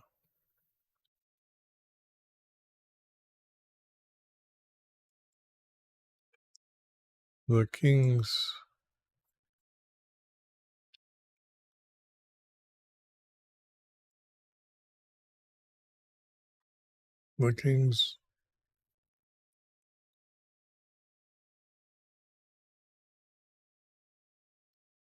I was ashamed to request.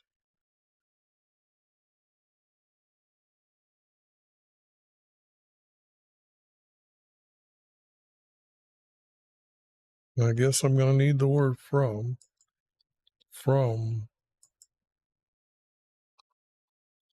our king.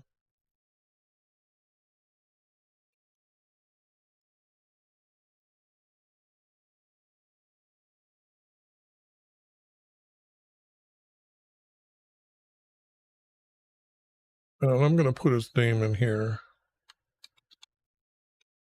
I think that's what I've got right now.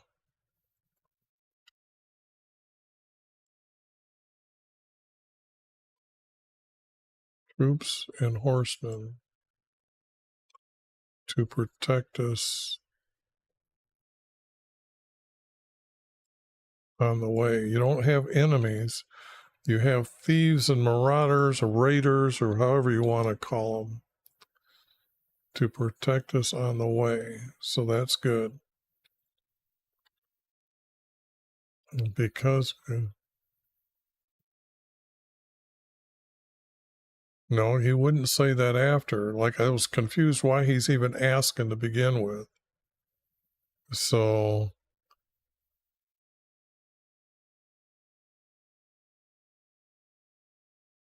now this means I would throw that out, but it's a real good format.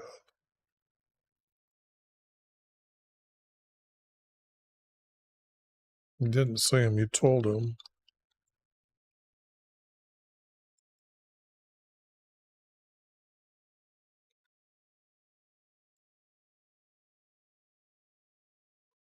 Oops.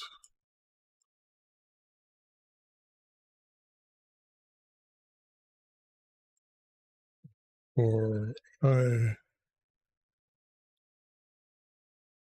if I'm adding this, getting rid of this, or I told the king,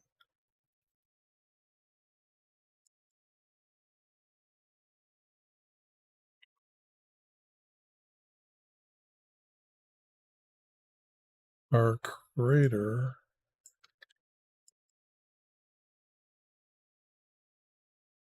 is favorable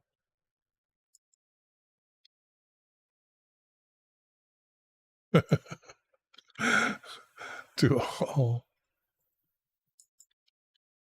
who seek him.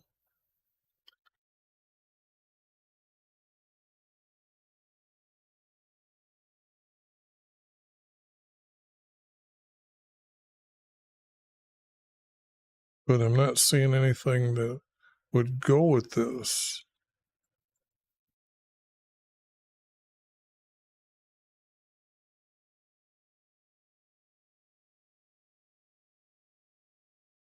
This is not needed.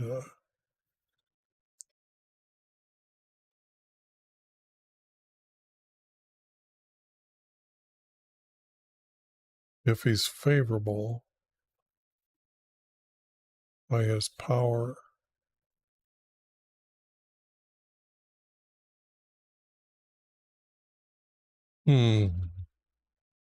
To all who seek him.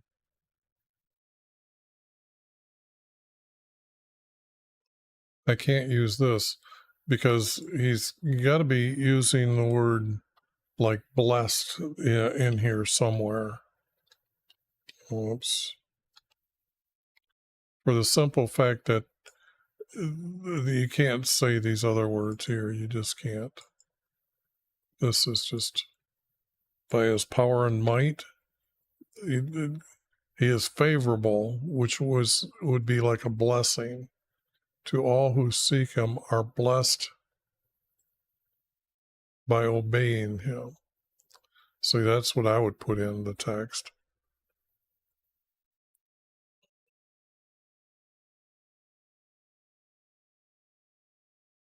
You can't say that until after you arrived, whether he listened to our entreaty, our petitioning. Can't say that until after. Then I set apart.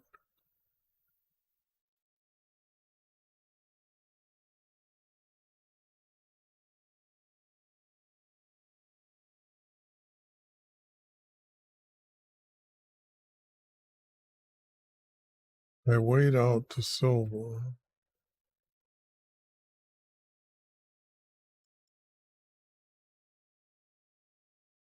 The silver and gold.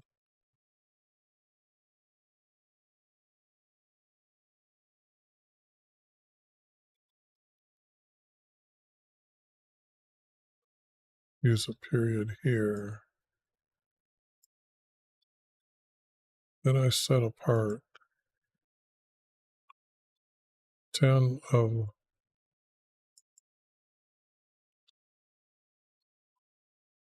our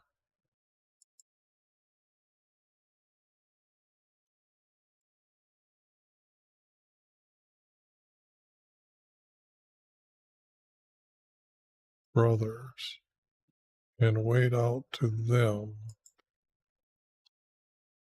silver and gold. Okay. This is not true.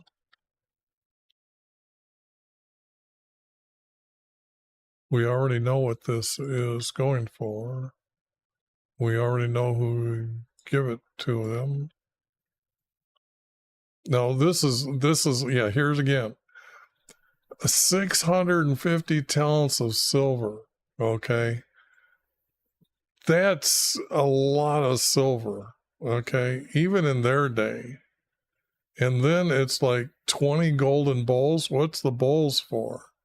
And one for 2 utensils, fine, shiny bronze, precious as gold. I don't think so. But they weighed out and measured the gold.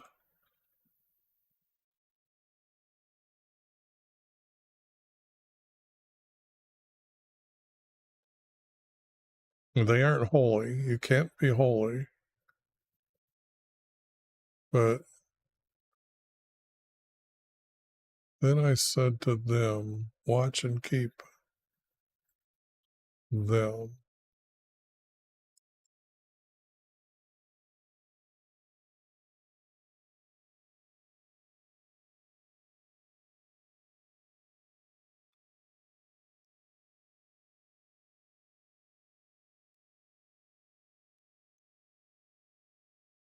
Until you weigh them.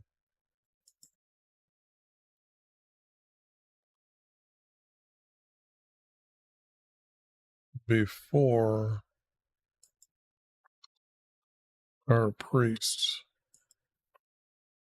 And these would have been the ones that would have been anointed and working in the house for our Creator, so they're His, and then period. And Levites are priests, so we don't need that. But I have that.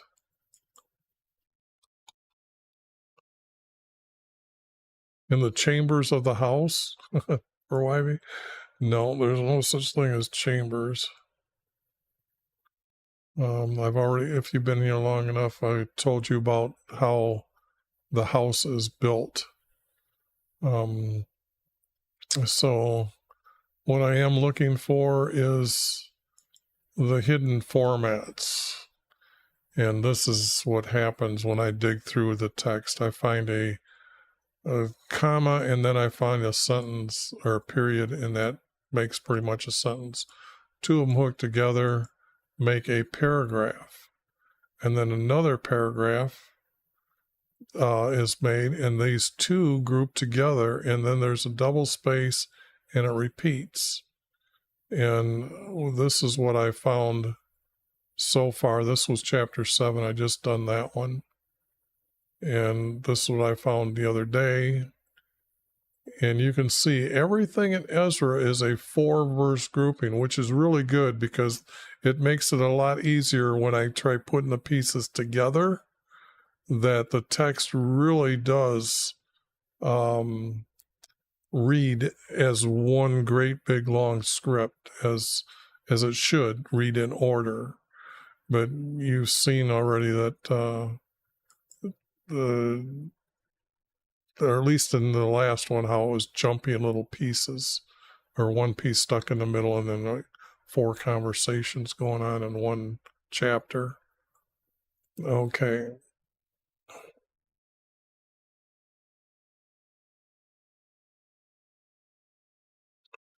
So the priests accepted the weighed out silver and gold. No, I was thinking of maybe they're already up there because I talked myself into thinking that was a piece that they're already arrived. So, no. Then we journeyed from the river.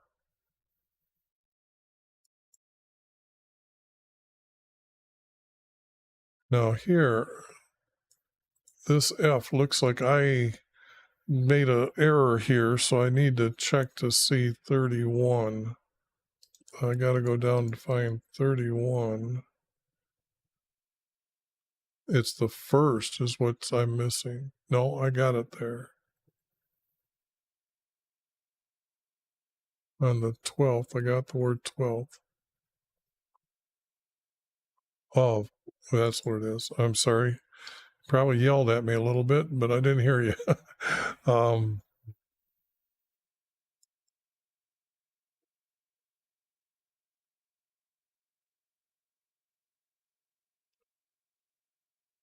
then we journeyed. I gotta check the word then here. It's not there, so that makes it a little easier for me to decide here on the text. Then we journeyed.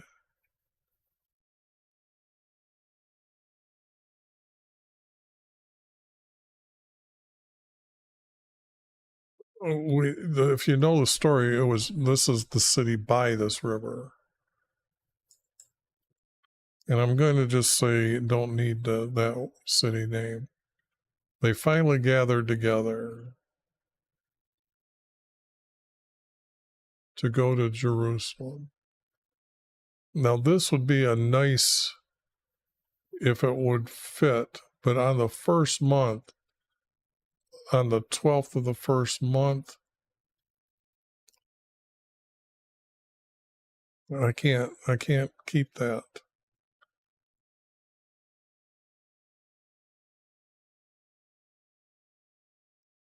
Because this is actually the end of that.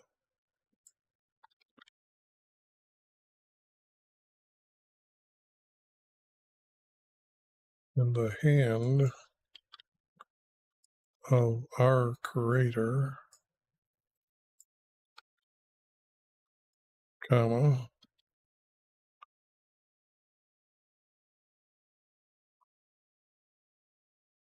was over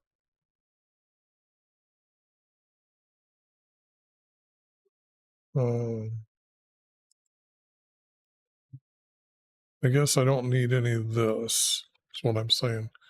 Delivered us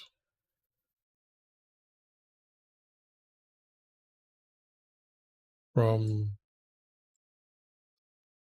the raiders. I got to put raiders.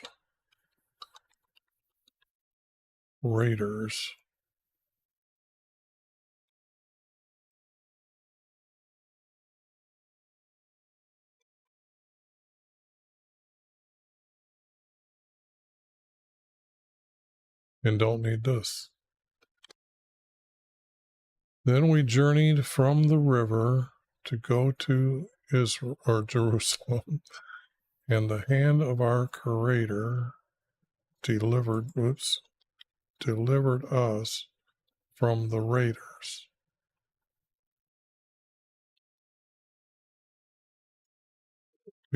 Oops, I was trying the wrong key.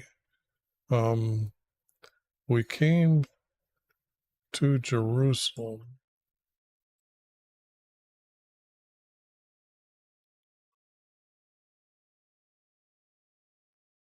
Now, there should have been a time, how many days it took him to get there. So I got to look at a map here to see what's going on here. I need a decent map too.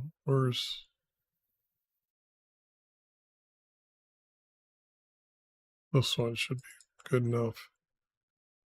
Now, the river that I'm talking about is over here. And I believe that there had to be a bridge somewhere along here. So this is 60, because they're going up to here. So it's about a 250 mile journey.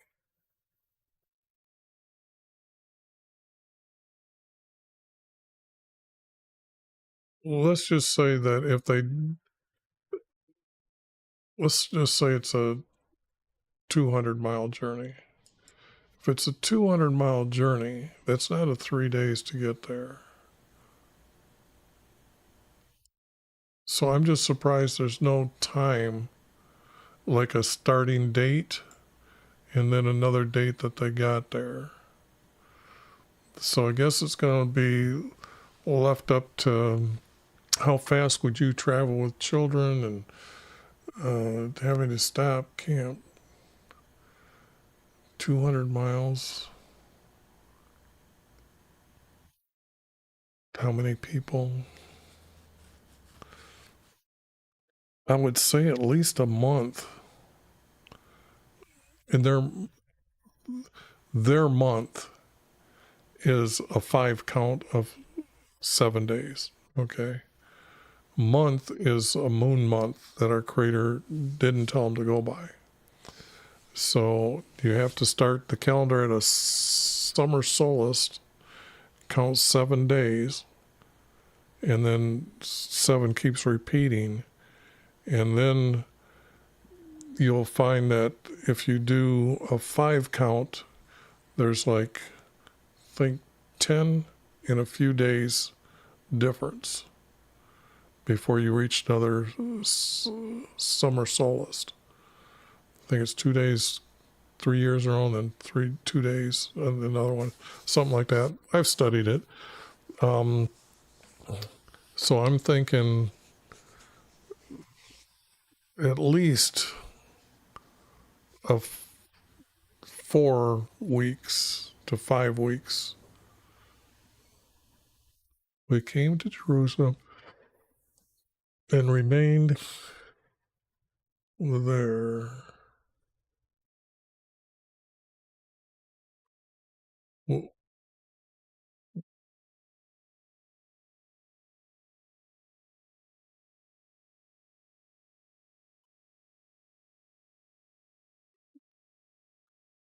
I have. We came to Jerusalem.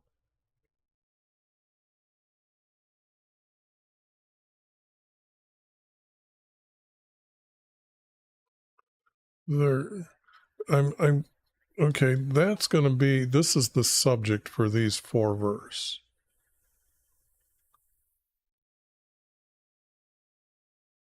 The silver and gold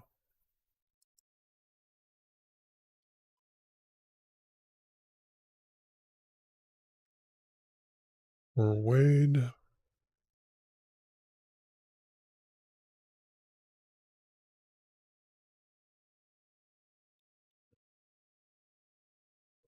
out and given.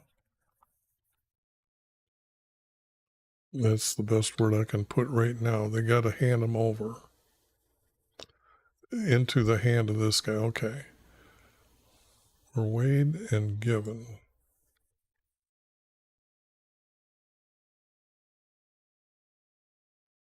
And they would have marked the gold. Like I said, they said that up above. So they would have done it from Egypt as well.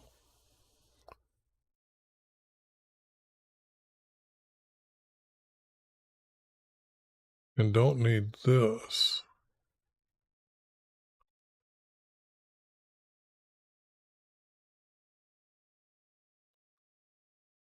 And on the 4th day, the silver and gold were weighed and given.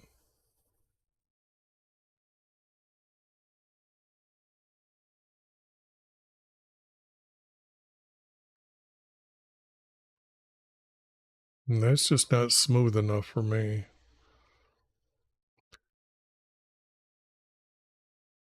When we came to Jerusalem, we remained there for 3 days. I like that now more because it has more meat to the words. We remained there for days.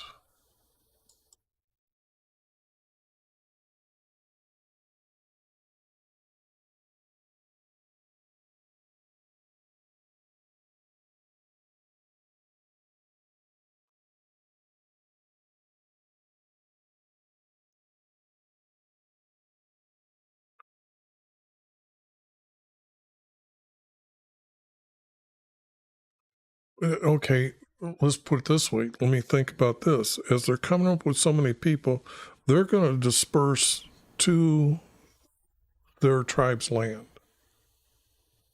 They ain't going to stay there.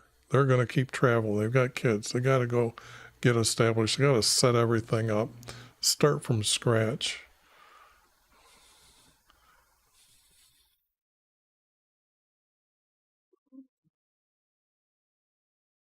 I got to put the word I came. And in this, when I'm saying I here, it has to be with the 10 guys that he's given the money to. I came to Jerusalem and remained there 4 days. Not 4 days, but 4 days.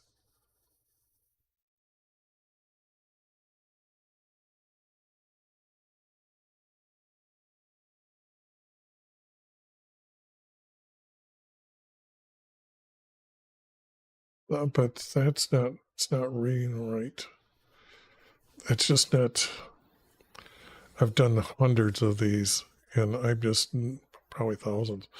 I came to Jerusalem and remained there for days.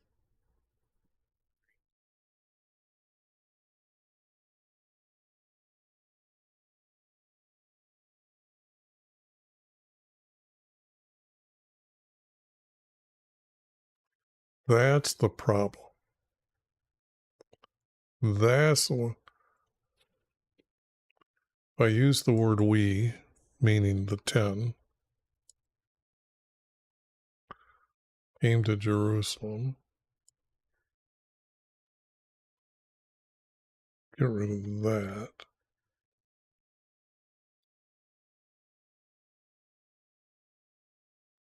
Was so we came to Jerusalem.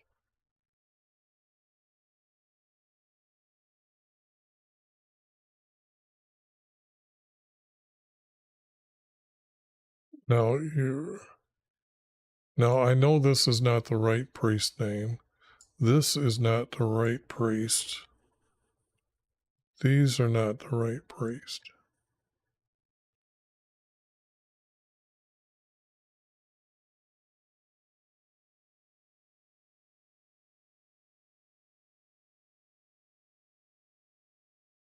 Notice how it weighed out here and weighed here and recorded at that time.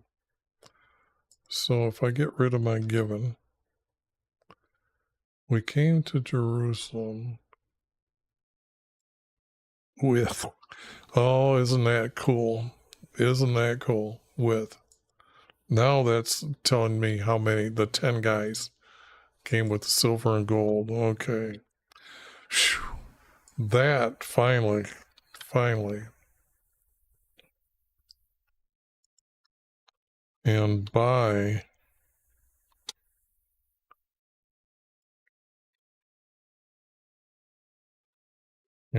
the house or our creator. Oh man, did that finally get right? That was nice. For our creator. So this has to, we came to Jerusalem with the silver and gold, and by the house for our creator, comma. See if I can get rid of that.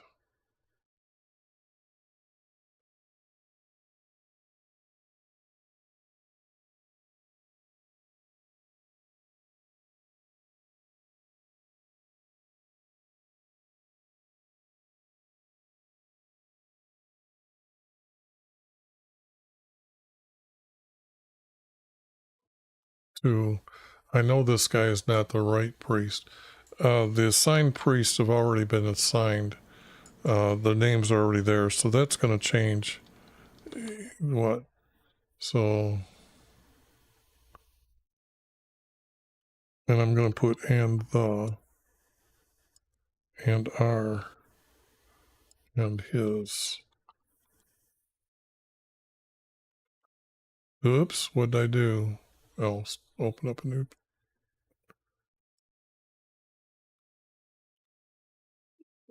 his priest.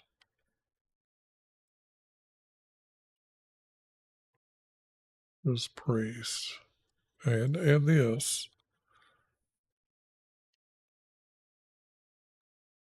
because I think it would be the one. No, the governor is there. The two prophets are there. The two leaders, one to control the building of the place. That's who that guy is going to be. Whoever that guy was, that's what this name needs to go right there. And his priest. Everything.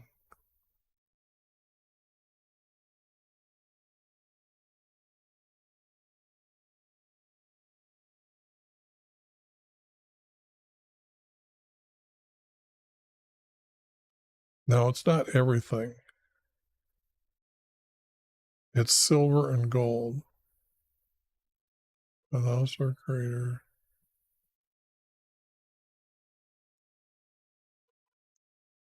was numbered and weighed.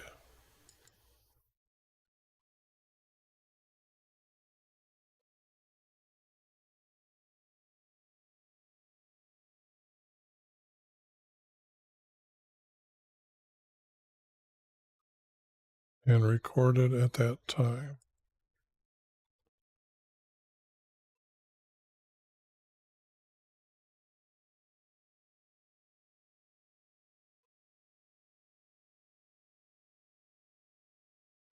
Now, this sin offering can only be done after the house was built and the courtyard was done and all the things that had to be rebuilt. And I know that they would have, on the large altar, would have offered a sin offering for the whole nation of Israel at the time, and that would have been by the governor. Usually it's the king, but the governor would have done that. And it's not a burnt offering, but it would have been a sin offering, and it wouldn't have been this many. It would have been for all Israel.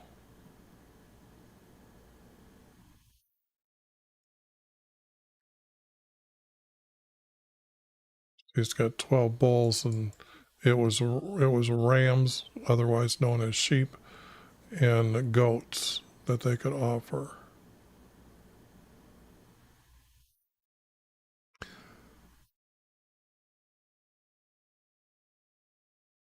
But what I've got is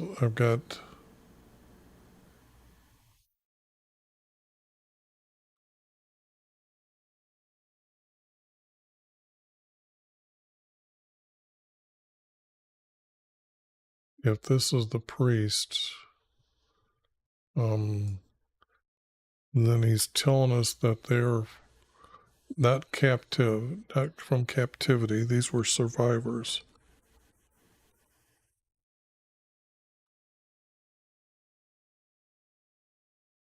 Survivors.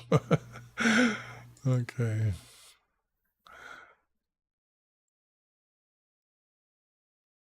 Survivors.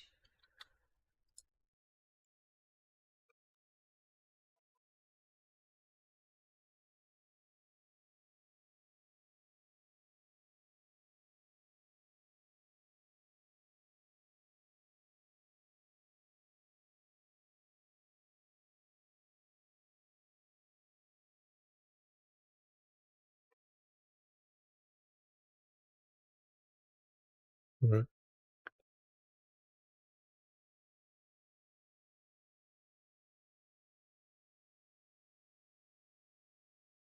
This is just not reading right. I don't think I can connect this yet. I think I'm going to divide it here and save it, but I think it's going to get thrown out later. Now, at the time that they arrived, trying to remember what the text was saying, how many years it took. I think it took 6 or 7 years to redo the house.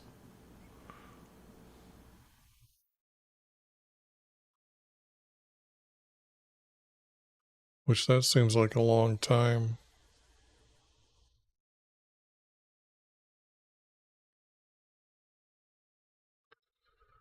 But would Ezra come up? Ezra would have come up within the first year. News would have spread pretty fast. So I'm trying to think of, did they arrive when they were making the sin offering is what I'm thinking. Is that what this text is telling me here? And I don't see that.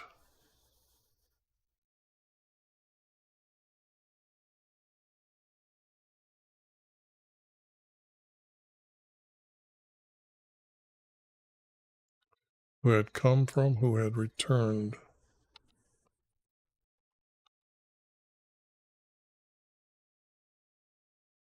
Maybe that's what was stopping. Who had returned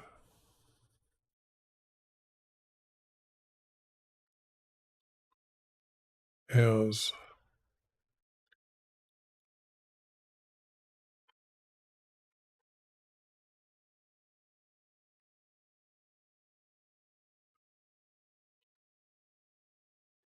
survivors.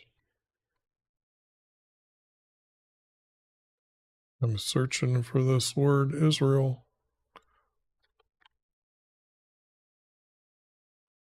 And I'm going to get rid of that so I can get rid of all this.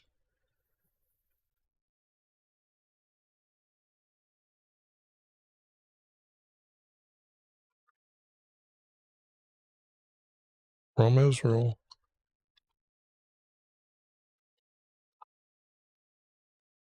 And that is how you chisel that stuff out.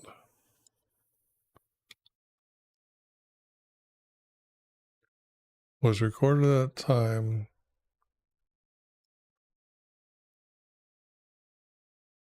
To who had yes, to who had returned as survivors from Israel. And they were the ones that were coming down. They were the ones that had the decree to do the work. So that is right. Okay. This, no.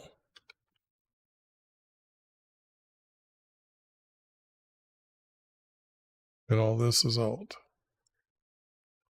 which is cool. Now,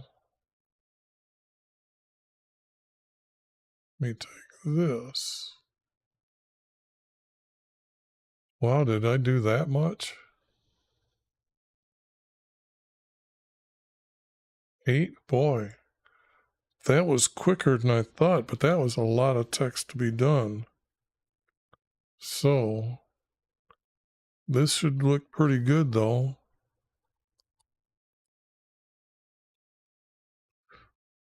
Now let's see if those macros that you waited for me to make actually come out and work this time. Look at that. Look at that. Cleaned it right up.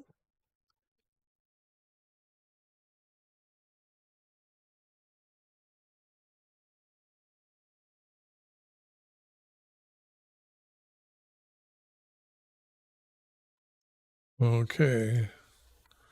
Now that was the one that was like a mile apart from in blue text. And so was this one here. That's funny. See how they go together? And look at that. That is a 2-verse grouping if I ever seen one. Okay. But it's just funny how that happens. I mean, to find the first writer's formats that far apart.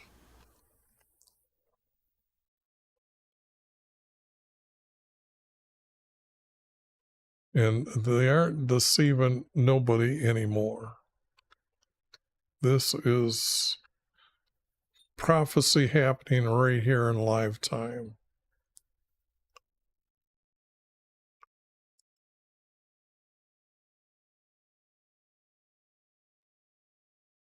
And let's see. No, I think I got more text missing between there.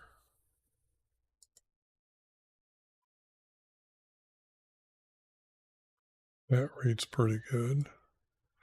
Two of them.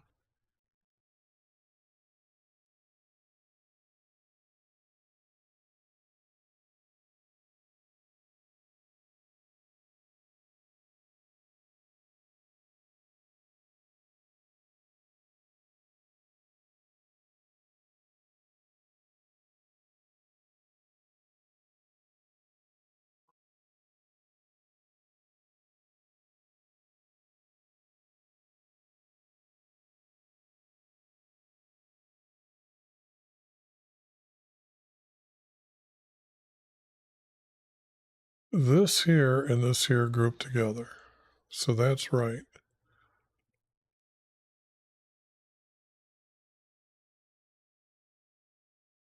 And that's right.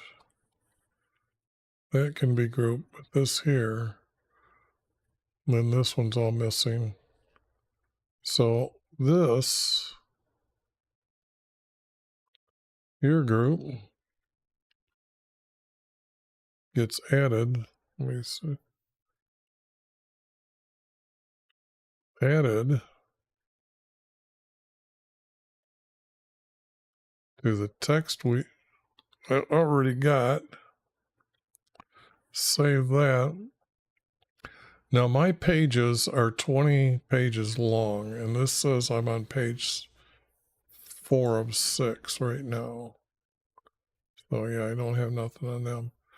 But I'm going to take it down a little bit.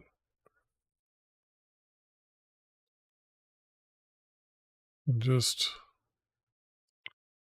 put something there and show you that it is really nice.